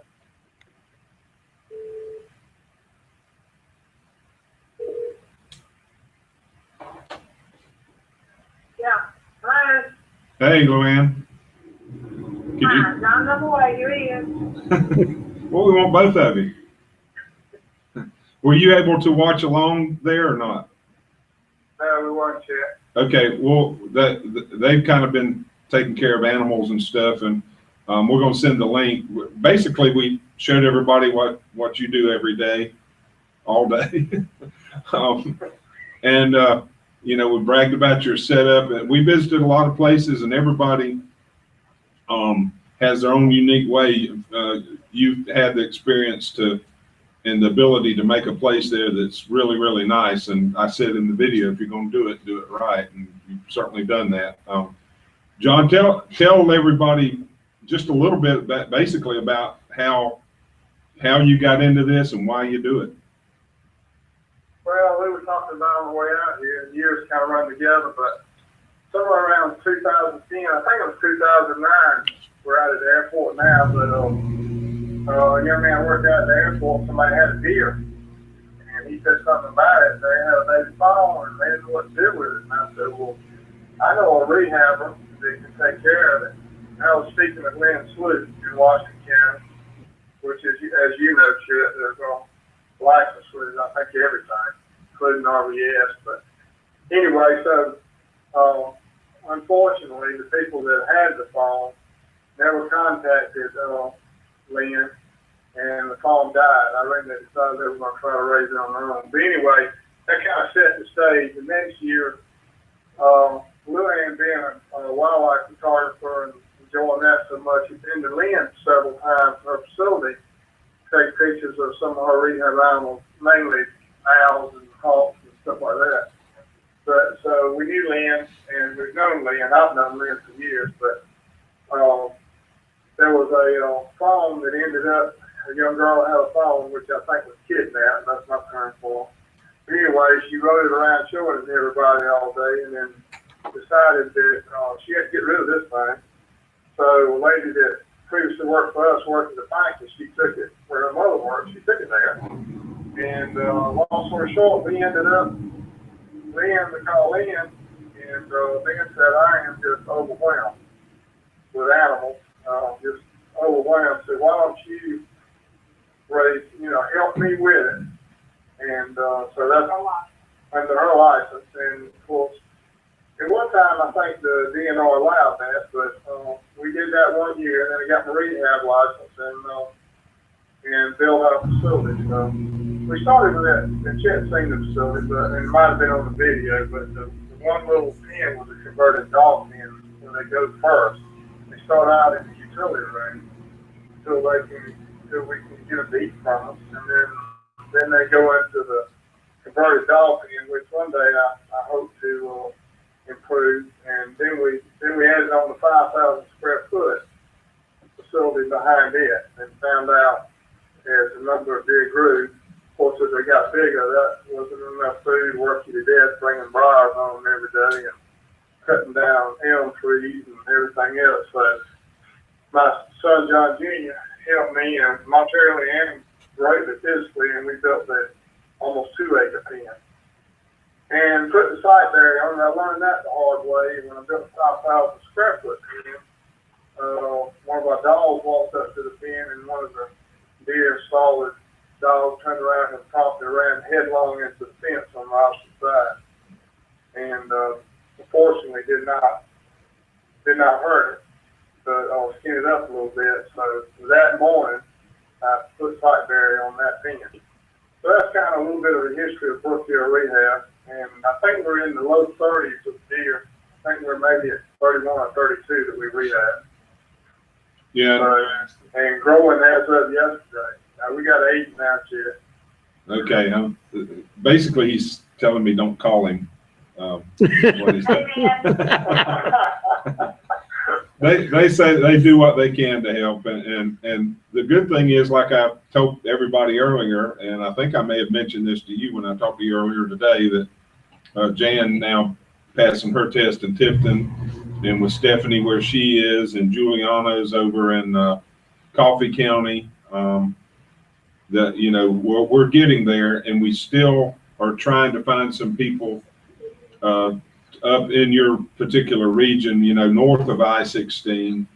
Had one lady in the Statesboro area that's interested, and hopefully we'll fill in these gaps, and that will make it easier because we're going to continue to get them, and we just need good rehabbers to send them to. We did show some video that Dale and I took last year. I took some when I was up there a week or two ago, but we also showed some last year. And although I haven't posted anything publicly on our Facebook page, I did tell the members of this class, unfortunately, what happened to Emma. And it's one of those things that you had a very successful rehab and release. But Yeah, Leanne I kind of beat myself up sometimes when I lose an animal, and Leanne kind of put it in perspective for me. I think she said that every animal you got, she said, John, when you get it, it's dead. If you don't try, it was dead. So consider it dead, and whatever time you give it, and whatever care you give it, it's a bonus. So, boy, what a perspective. That's. I'd say move on to the next one, but I think Lynn's is much better. And we're going to feature Lynn coming up in probably a couple of segments. I know we're going to do small mammals.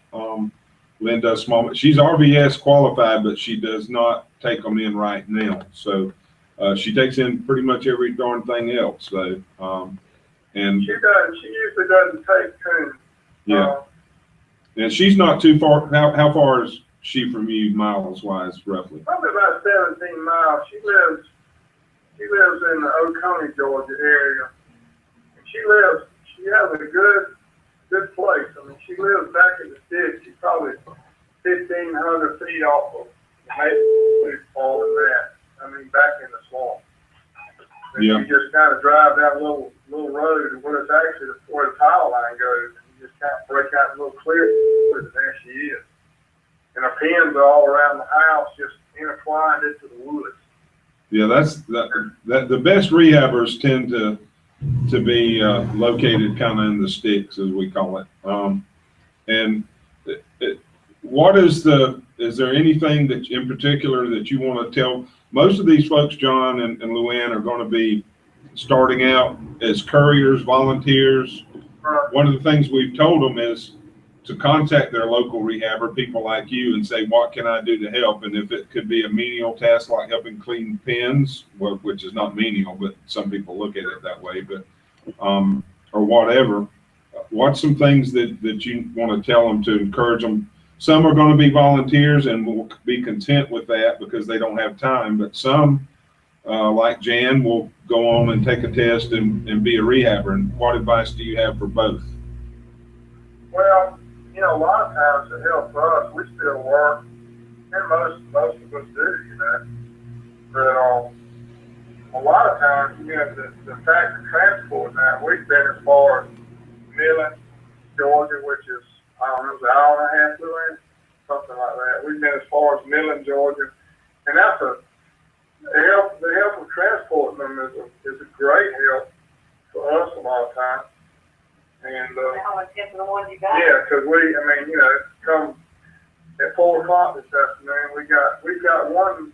I don't know, Chad, if you know, we got one deer we picked up last Thursday that is about a 19-pound fawn, and she was attacked by dogs, and picked her up in the Sparta, Georgia area, and she has been in critical condition, I'd say, ever since. I didn't know about it. Bad wounds that were infected. And that's another thing. I don't know. I was going to talk to you about that. Maybe this might not be the place, but that's something that I've really learned a lot this week. A lot of these animals we get are injured by dogs or injured otherwise. And if you take them to the vet, they get the primary care, but then you got to deal with them until they're released. So, I've learned this week, this deer's got an open wound on his head, a pretty large open wound that was infected. And I've learned about irrigating wounds 4 or 5 times a day and trying to get the infection, giving antibiotic shots every day since last Thursday. And so, that kind of care. I've been calling everybody that I can think of. I've learned a lot this week. Well, and what's the prognosis right now for that particular fawn you're talking about? Does it look good? She had more energy today. I'm getting ahead of the infection. One of the bad things was she had a wound on her hip, and I knew that I thought it was a tooth scrape, and I actually examined it good. Well, I'll say maybe it wasn't good, but yesterday sometimes pus was coming out of it, so then I had to look real close, and I pulled back the flap of skin that was stuck to her, and my gracious, she had a big old abscess, and all this was bringing her down. Right. And she had a maggot, on a wound on her rump, where they got her on the rump. And all that had to be cleaned out and worked on. And I think she was strong today. I had some elm branches in a vase over there for her, and she got up this afternoon and went over and cleaned them all off. So I took that as a good sign. Oh, that's a fantastic sign, yeah. But she's still real weak. She'll get up and walk around the little area that I've got her there, and I'd say maybe most 5 minutes, and she's ready to lay back down. But she's not out of the woods, and I'm encouraged. I told her today when Lou Ann said I named her Sally from the ladies I got her from, and I told Sally, I said, now I'll tell you something. I said, I'm gonna be teed off if you die on me. I got a lot of time in you. Yeah. Yeah, and it's tough when you lose one like that. But it sounds like you're on the road with this one. So I don't know when she was born yet, but she is twice as big as anything I got. I mean, she is. Well, knowing what I saw a week or two ago when I was there, that does impress me, because I know exactly the sizes you had when I was there. Tell everybody too. One of the things I think that's important about what we do is, by working with each other and other rehabbers, you've got organizations that really help promote the right way to do, like the National Wildlife Rehabilitators Association is probably the best known and the best of the best. But the thing about it is, a lot of our rehabbers, is that incoming to you or something? A lot of our rehabbers don't get to go to the NWRA meetings, conferences. I don't know if Lorraine's ever been to one. I think she's been to one or two, because they're so swamped with animals, year round. And when I was there last year visiting you for the first time, you were talking about this problem of chronic diarrhea. And I just happened to mention that Lorraine's vet had a special, I guess for the lack of a better word, a concoction of things they put together. And so tell everybody what happened with that. Yeah, we found out, I think at the local drugstore, and had it mixed up. It's kind of expensive, $75, but I ain't scared. I mean, it did the job. And we still got it in the fridge. And this, to talk about diarrhea. And that's not something you hear every day, but go ahead. Huh? I said that's not something you hear every day, but go ahead. But anyway, Lillian came up with this. We cut back on the richness of the formula this year. And we've been using kids milk replacement, goat milk replacement for a couple of years. And we used about everything, Unimilk and Grade A Ultra 24. But we cut back on the richness of the mixture, I think. And we haven't had the trouble this year that we've had in the past. We've really not had a case of diarrhea. We got one that's getting kind of a blue stew right now, but we haven't had diarrhea this year. I'll not say that. Yeah. I don't know if I can attribute it to that, but that was one thing we tried, and we don't see any ill effects in the right. Balls are healthy and fat and all, so don't see any ill effects from that. But as far as talking to other rehabbers, Juliana Vargas and Lynn Sleuth, I have called these ladies many a time. And both of them are a wealth of knowledge as far as in a lot of things. And, you know, I'll say, look, I got this. What do I need to do, you know? And, but that's real important, being in contact with other rehabbers and find out what works for them, like you got that from Lorraine. People that have got experience way beyond what you do and what's worked for them to save an animal. Well, and that's right. And another thing is the fact that Lynn is close to you. We're real lucky when you get two rehabbers in an area that specialize in different species, and, you know, and can take some of the load off each other. And well, you mentioned Juliana. She kind of gave us a scare. She got out of it for a while because of business. She's got a business too, but she's taking care of some again this year, and she does mammals, and she's in Douglas, Coffee County. And then we've got Roxanne Davis, not too far from her in the same county, that does only birds. So by them doing different species in completely different fields, that really helps out the whole region, because we're able to send Roxanne a lot more birds than we could if she was, even though she can care for mammals, she does not, because we've got Juliana there, and then we've got some other people now doing mammals. Go ahead, John. See, Lynn does. I don't think Lynn has done a deer in years. Well, since we took all the deer and it tickles her to death, and she's able to concentrate on. She loves birds and right. raptors and all that, and she's been able to concentrate on that since we've taken care of the deer. So, all right.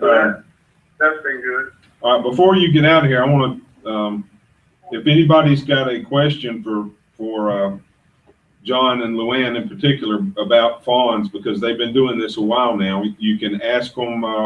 Well, they're monitoring this Facebook feed that we've got going right now, so you can type directly to them, and John can answer it here, and Luann can answer it here on the air. Chat. Ma'am? I invite anybody, if they want to look, I put something on Facebook daily about our rehab. If they want to go to my personal Facebook page, Luann Brooker, and ask to be my friend, they can watch a lot of the rehab things we do. Yeah, Luann is, if you want to make it easier, go to my page, go to my Facebook page, or go to the Georgia Wildlife Rescue page, and Luann, you'll see comments, and I think we've reposted some of her posts, and you might can find her easier that way. It's a pain kind of sometimes, but maybe you guys ought to do a Brook Hill Rehab page. That's what I was just. Yeah. Okay. John Bilbo and Joan have one, and theirs is Raising Hope Rehab. It gives people, it's easier when they can just click like, and that's another thing. We like to exchange all this kind of information, and the PR value, I think, is important because it'll help your, it helps awareness. You know, you do a lot of educational posts, and we love that kind of stuff because that'll keep healthy animals from being kidnapped. And I agree with your analogy and your use of that word. And we don't want healthy animals taken out of the woods, just both for the environment and because we don't want to overburden rehabbers with animals they shouldn't have to care for anyway. So, and yeah, when we're like just for instance, a deer, I tell people, you know, when we get through with a deer and try and lose, he's handicapped, or it's handicapped. It's a handicapped animal in the woods, you know, because, I mean, it might be healthy and big, but it smells of human, it don't run anymore. Right. Easy prey for hunters. Yeah, and some rehabbers are lucky and have places to release them, you know, where they don't have that threat, but some don't. I mean, I know Lorraine in Thomasville has had a problem with people actually coming on to, they have over 1,000 acres and people will trespass onto her property. And she works very closely with the DNR and the Sheriff's Department to keep that from happening, but you can't keep them all off. And we're not anti-hunting at all as an organization. You know. I don't hunt anymore, but I'm about halfway rehab as many as I kill. You think? Are you there yet? Well, Halfway.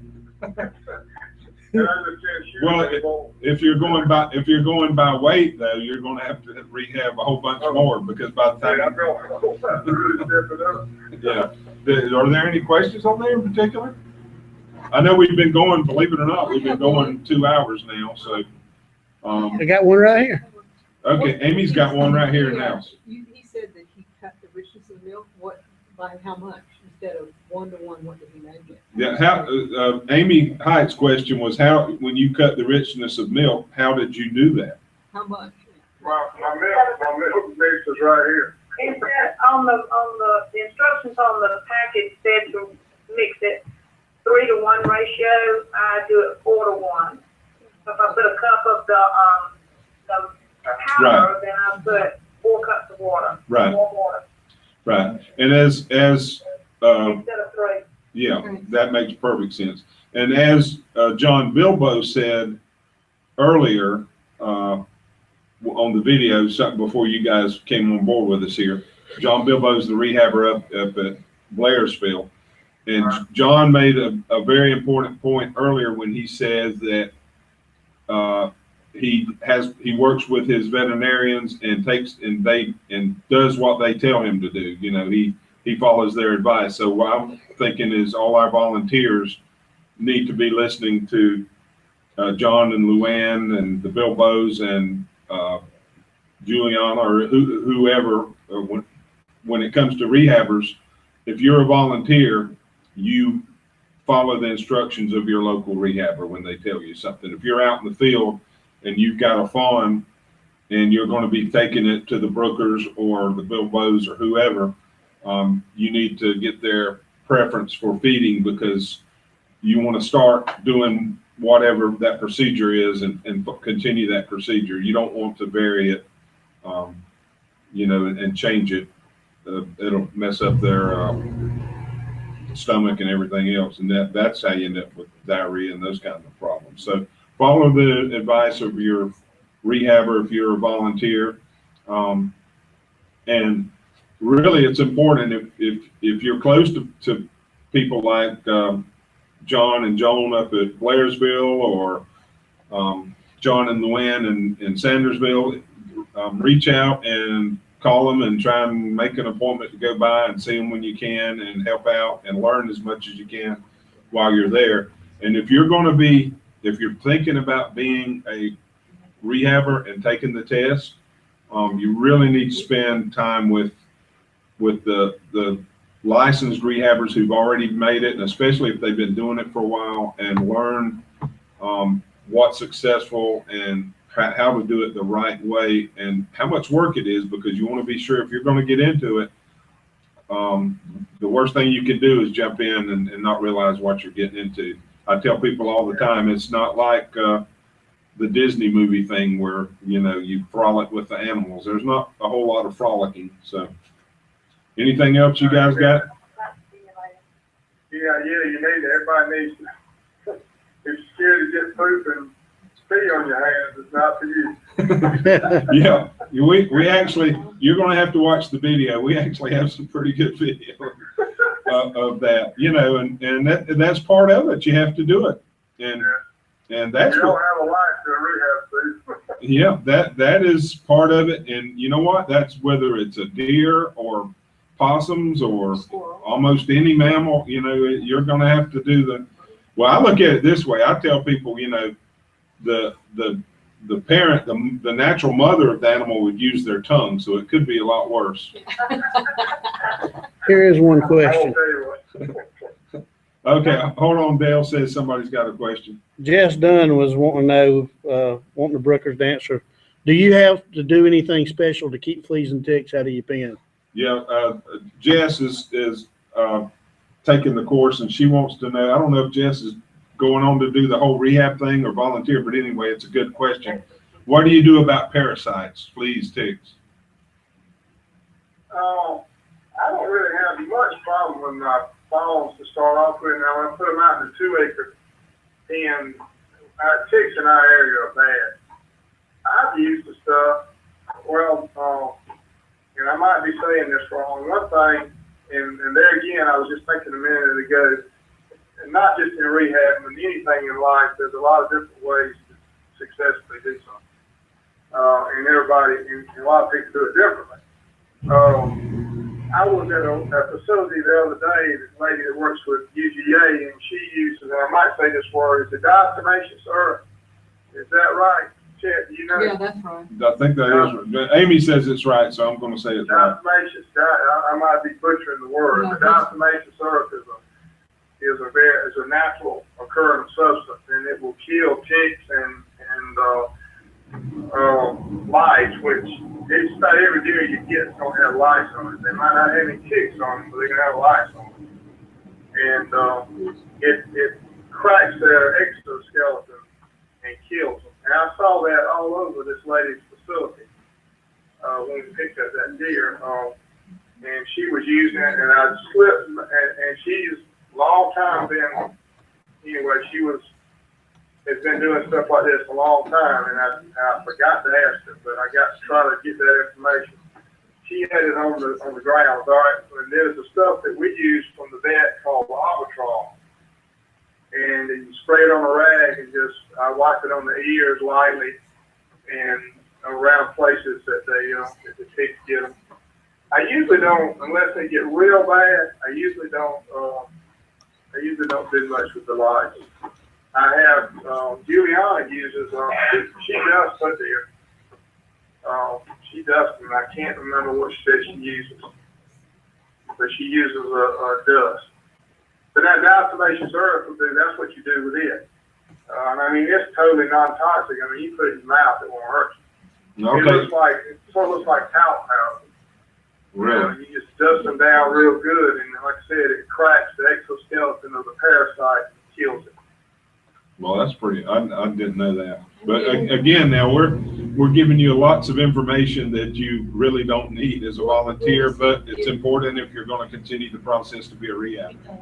And what I found with the test, and it'd be real interesting to know some of these people that I took it 4 years ago or something like that, but there was very little on that test about a deer. I mean, there might have been one. I don't even know if there was a question on there about a deer. It was heavy on birds and raptors and owls and stuff like that.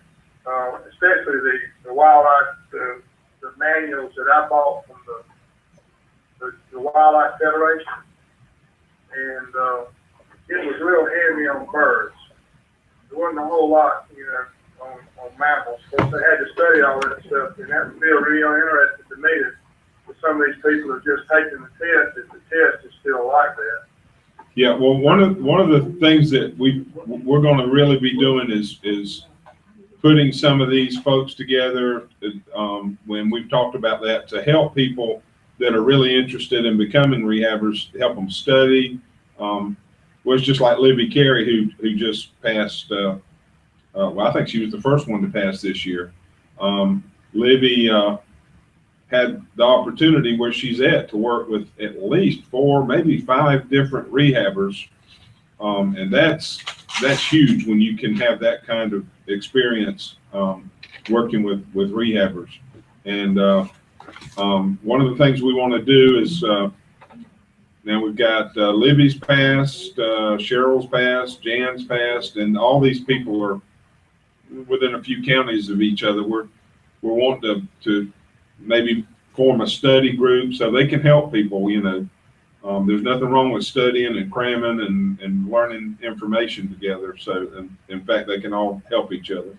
And the rehab test, I don't know if I should even ask you this, John. Did you pass yours on the first try? Yes, I did, but I would not have. There hadn't been Juliana Boggess. Okay.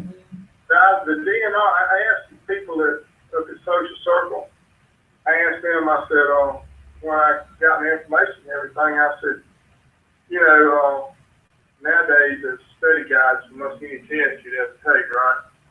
So I said, is there any way I can prepare myself for this test? And the lady was real nice, but she said, well, one thing I know you do is I've never seen the test. She said, but the only thing I know you do is And she was mistaken about this that I found out. She said every rehabber out there is taking this test. Well, there's piles of grandfathered rehabbers. And like Robert Yonchek in Jefferson County, they used to go to, when he did it, they went to wherever the DNR had the class, sort of like you used to do your classes, and they stayed 2 days and they were rehab. Right. But anyway, she suggested that, she said, you can find the list of rehabbers. So Luann did the legwork for me, and we called, and I called a bunch of them and said, well, I never took a test. I'm grandfathered. I've been doing it 25 years or 20 years. And then we hit the jackpot with Juliana. And called Juliana, and Juliana's a very nice person. She's a very busy person, but I would not pass it without her help.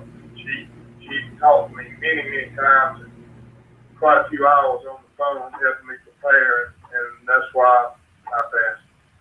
But I don't know, you know, it's kind of hard to, I think the DNR would, they do not make you buy the manuals. They did not when I did it. They suggested you buy the manuals. And I would like to see them, you know, require you to have the manuals and then give you an open book test. And that way you could prove to them that you can pull your manual out and find the information you need for whatever situation you got. And, but anyway, that's how I got through it, you know, myself. But that's great with, you know, using somebody's got working with other rehabbers. And the success rate's been, they've all passed, right? Oh, yeah, so far, everybody, now some people took it twice, but I only know a couple, but 2 now, that you and Libby who passed it the first time. So I tell people it's tough, man. That's a hard test. Yeah. So, all right, did you have one more, Dale? No. Okay. Well, we normally run an hour and a half, and we ran an hour and 45 minutes over, right? Let's show the one more video and get it all completed. Do what now? We got one more video to show. Okay, Dale's saying, what is it? Charlie and Barbara. Oh yeah, that's even better. We've got the last video, and Luann and John, if you can't get into this right now, we're going to send you.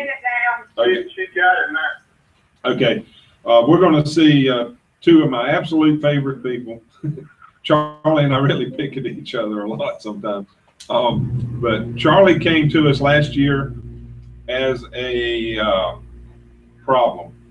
I'm gonna call you a problem, Charlie. I'm gonna look straight at the camera. No, Charlie was a typical caller. They saw a fawn. They live above Atlanta, near Cartersville, the area, you know, a lot of encroachment on habitat up there. And Charlie's going to tell you himself how they got involved. And, you know, that he acts like a big, tough guy, but I found out he's actually more of a sweetie than I thought. He was a combat pilot in Vietnam, and I saw him tear up over a deer, so I like him. And we're gonna play that video now.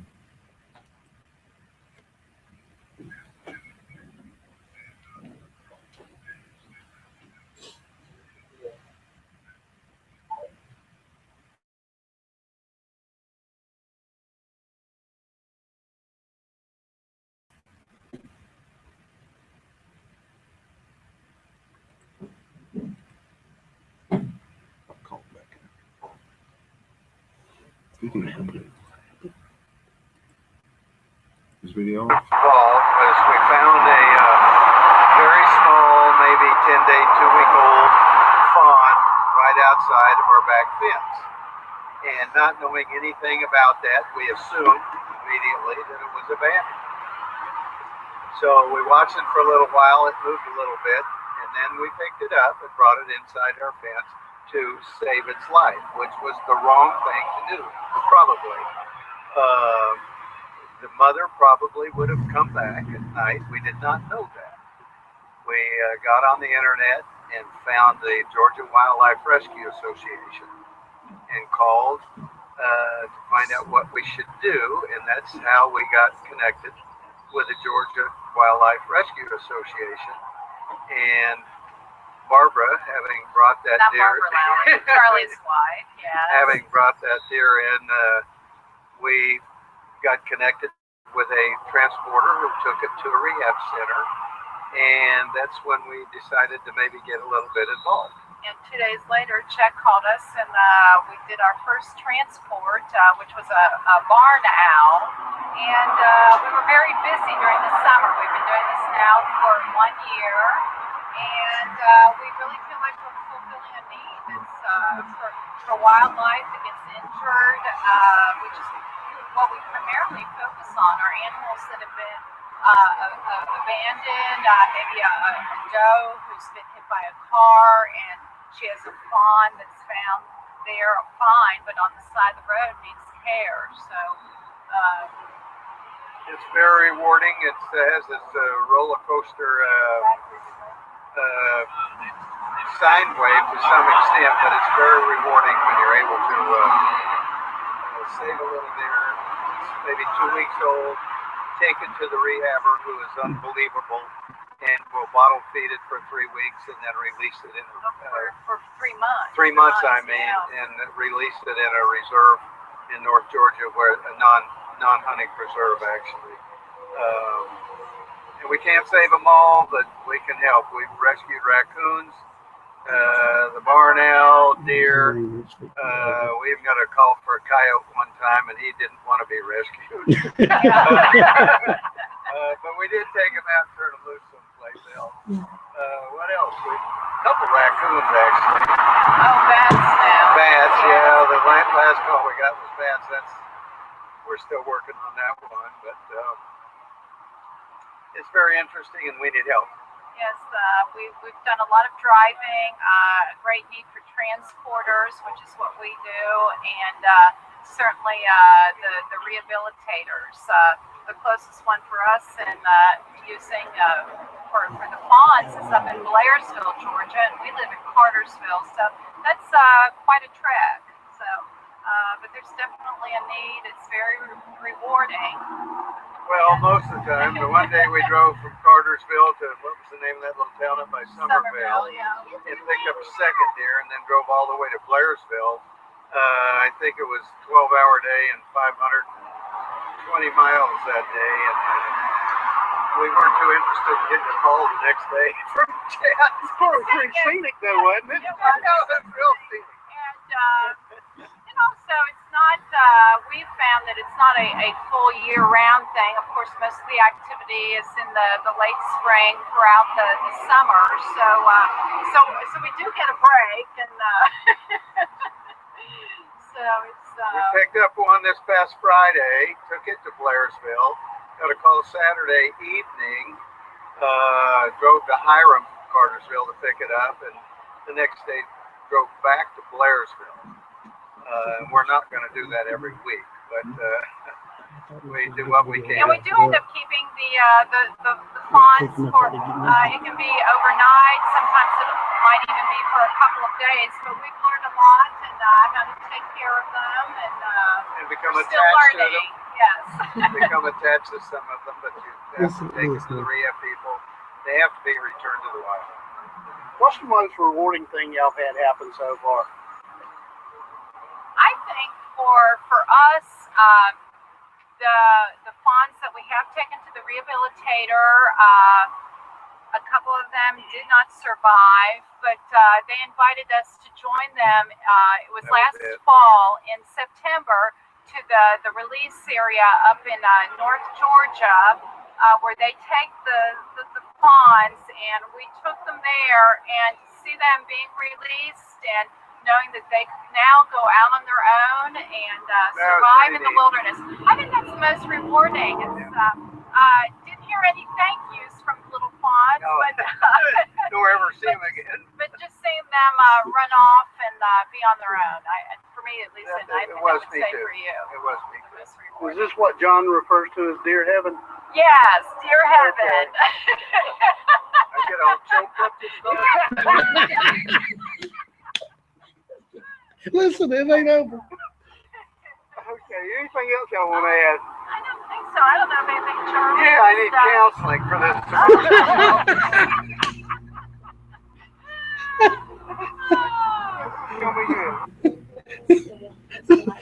All right. Back. Ah, you gotta love Charlie. Big tough comment. I didn't cut a thing out of that. I just let it go. Well, and you know, they said they were talking about the most rewarding thing was that particular fawn, and that's the one they're talking about was they were talking about the release, but they're the ones who paid for the surgery on the one that you saw with the pins. That's who did it.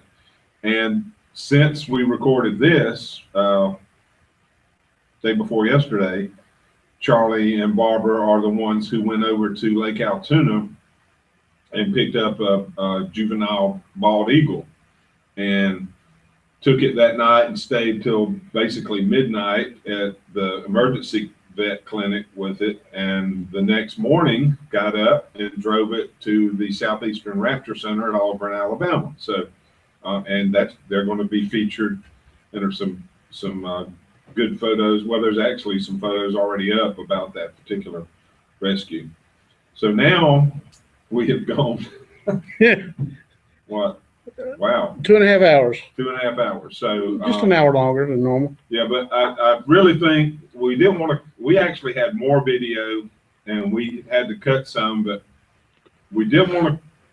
We didn't want to wear you out, but we wanted you to hear from these people and see most of this. I think it was really good information tonight. I want to remind you that unless you take that test and pass it, you are a volunteer working with rehabbers, and it is, you know, we appreciate it, and you're very needed, and it's you know, something that's important, but we don't want to confuse ourselves and think that you're going to be, you know, keeping deer at your house. We gave you a lot of information to assist rehabbers at their facility and to take care of an animal until you get it to them. And sometimes if it came in late at night, that may be the next morning, and that would be an exception. But otherwise, your job is to get it from here to there as quickly and as safely as possible, and always, you know, do what the rehabber tells you to, and follow all protocol. And can we think of anything else? Well, it's a good place to wrap up. I think that's a good place to wrap up too. And I appreciate everybody sticking with us. And all of the videos that you saw are going to be downloaded onto this group, closed group. You can watch them over, and we may even add some other stuff because of time that we didn't get to have on here. So we got one more thing. You need to read that last comment. Dale. You need to read Okay, sorry, I didn't see that. Yeah, it just came in 12 minutes ago. Okay. That's why we have good people watching the thread for us. Can you read it? Just read it. Yeah, read it for us. I got to get back to it. Here, you want to read it? Because I'm not going to read it. I can't read it. I can't read that screen. Not letting you see it. Okay, I'll let her read it. Okay. Recently, I saw a post about a deer with a broken leg in the road. The person was wondering what to do. By the time I saw it was too late because a police officer had come out and shot it, saying there's nothing you can do since it had a broken leg. Is that true? I'm assuming that it's not, but I just wanted to verify and ask advice on how to handle a situation like that with a policeman. Yes, I'm assuming this was an adult probably. If it's a fawn, that's absolutely not true. I mean, you know, we've talked about that. If it's an adult, it gets complicated because, first of all, we don't know where this was. If, you know, there are a few rehabbers that can handle a full-grown deer with a broke leg. But how do you transport it? How do you transport it is important. It's going to have to be sedated. You don't want a deer coming to while you're in the middle of a transport, a grown deer. Especially if you got it in a vehicle, or even if it's a van or whatever, or, you know, God forbid, in the back of a pickup truck where it's going to jump out and die a horrible death and maybe cause a car crash. So the main thing, I guess, under that situation would be call us And my number's on the Facebook page, and I'll give it to you now. It's 229-546-7143. If something like this happens, and we can pretty much tell you, depending on where you are, if that's possible in your area. If it happened in 2 or 3 places in Georgia, I'd say we could possibly save it. And I've seen it done, but it's limited because of, like I said, all these variables, and it's unfortunate. But another unfortunate thing, and it's just, I'm just going to be honest with you, is a lot of people are not going to go to the trouble to save a big doe or buck when they know it's likely going to be shot, or if it's in hunting season. They don't think that way. There's something about a fawn with spots that's different than it may not be to us, but that's the way they look at it. She said it was an adult deer. And then Jess Dunn says, what steps do we take next? In general, we're not quite sure which session we're going to offer next. We actually had something different planned. We threw this deer together. We wanted to do the fawns earlier because we know June is the month. So we wanted to put this together, and we're part of the problem is getting the video. We want to get the most video that we can, just like I think tonight what you found was instructional and helpful. And that's the kind of stuff we want to do. I'm going to tell you the next, well, I don't know the order we're going to do them in yet. We're going to try and have them very quickly now. And you pick and choose what you want to do. None of these are required anymore. The only one that was required was the introduction to wildlife rescue, basically because we had to tell you the rules and the laws. And now you transport what you're trained for. So, everybody who's watched this will be able to do fawn transports. There will be one, every subsequent class will be called Basic Emergency Care and Procedure for Injured or Orphaned. We're going to have small mammals, which are squirrels, possums, chipmunks, groundhogs, mice. I had a call about a mouse today. We'll talk about that another time. It was at a McDonald's drive-thru. Well, you had one on Facebook. Hey, they're native. Okay. The mouse was at McDonald's drive-thru. Yeah. Okay. Yeah, he was at the drive-thru. Sorry. We're gonna wrap this up, but we're gonna have small mammals, non-RVS, and RVS is rabies vector species. So then we're going to have a basic care and procedure for RVS species: skunks, raccoons, foxes, bats, any animal that could transmit rabies. That's a completely different level, and a lot of you will never go there. Some because they just don't want to work with those animals, and some because they don't want to go through the expense of having the vaccinations that are required. And we actually may have some help for you there as far as the vaccinations. We'll get to that later. We're going to have one session, instead of having one on reptiles, we're going to have one just on turtles and tortoises, and almost everybody will do whatever they can to save a turtle or tortoise for some reason. And that will include all species of tortoise. Well, there's only one species of tortoise in Georgia, gopher tortoises. It'll cover all freshwater turtles, box turtles, sea turtles, and a large part of that will be working at the Georgia Sea Turtle Center, Dr. Terry Norton and his staff, and we can't say enough about them. A lot of people don't realize they take not just everybody thinks of sea turtles, obviously, but they take every severely injured turtle in Georgia that is native to the state. Now, they don't do invasive species, but pets. But we will have several sessions on birds for a couple of reasons. One, obviously, we're going to do raptors, which are owls, eagles, birds of prey, owls, eagles, hawks, osprey, falcons. And that's going to be really good and interesting. And then we're going to have one on songbirds and woodland birds, everything from little wrens to blue jays and robins, those types of birds. And then we're going to have a session on seabirds and waterfowl. So, you know, people forget we've got a coastline in Georgia, the Atlantic coastline. So we do have pelicans and seagulls and terns. And then we've also got great blue herons and wood ducks. And so one session will cover that. And I think then we'll have reptiles and amphibians. And that'll probably be the least attended session when we get to the snakes.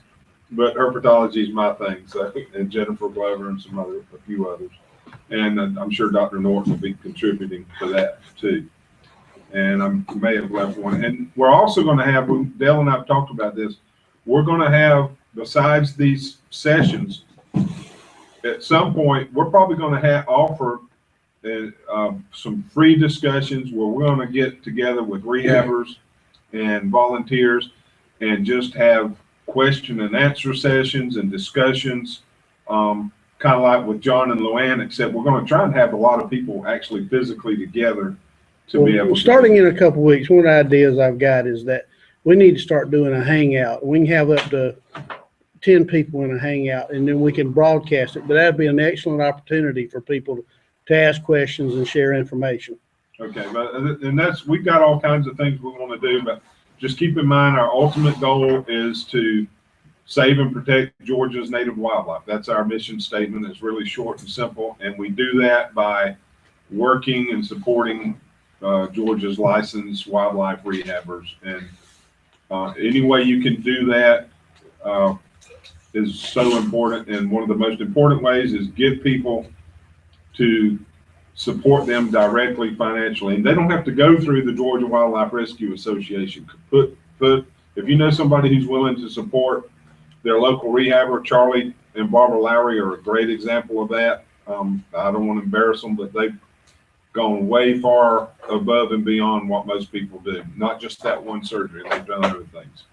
And there are lots of animal lovers out there. Put them in touch with the people closest to them where they can feel like they're see what they're supporting.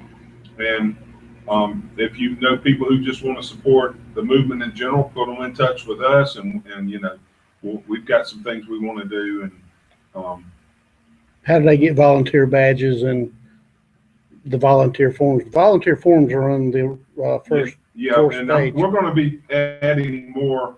You can go back to the introduction to wildlife rescue. The volunteer form is there. You need to fill that out, and you can send it in an email to us. Our email is mail@georgiawildliferescue.org. That's mail spelled out. Everything's lowercase, everything's spelled out, no dots or spaces.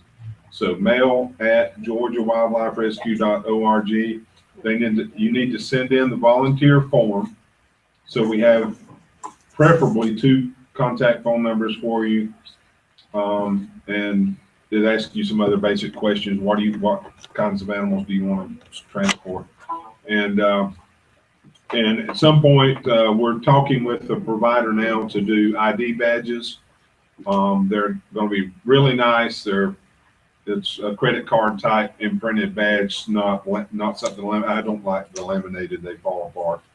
So, and again, you're going to have these when you transport animals, but it's really important until you get them. Well, it's important anyway, but that you have your paperwork with the animal, because that's going to explain to any law enforcement officer or ranger what you're doing in transporting this animal. It's self-explanatory on the form. So if you have any questions, shoot me an email. You can mail us at mail@georgiawildliferescue.org. My email is almost this last part's the same. It's cpowell@georgiawildliferescue.org. CPOWELL. And I gave you my phone number. Go back to the first class and look up the list and find out who your local rehabbers are and reach out to them and let them know if you want to help them do anything, and just let them know that you're willing to do that. And Thanks for joining us, and we'll see you next time.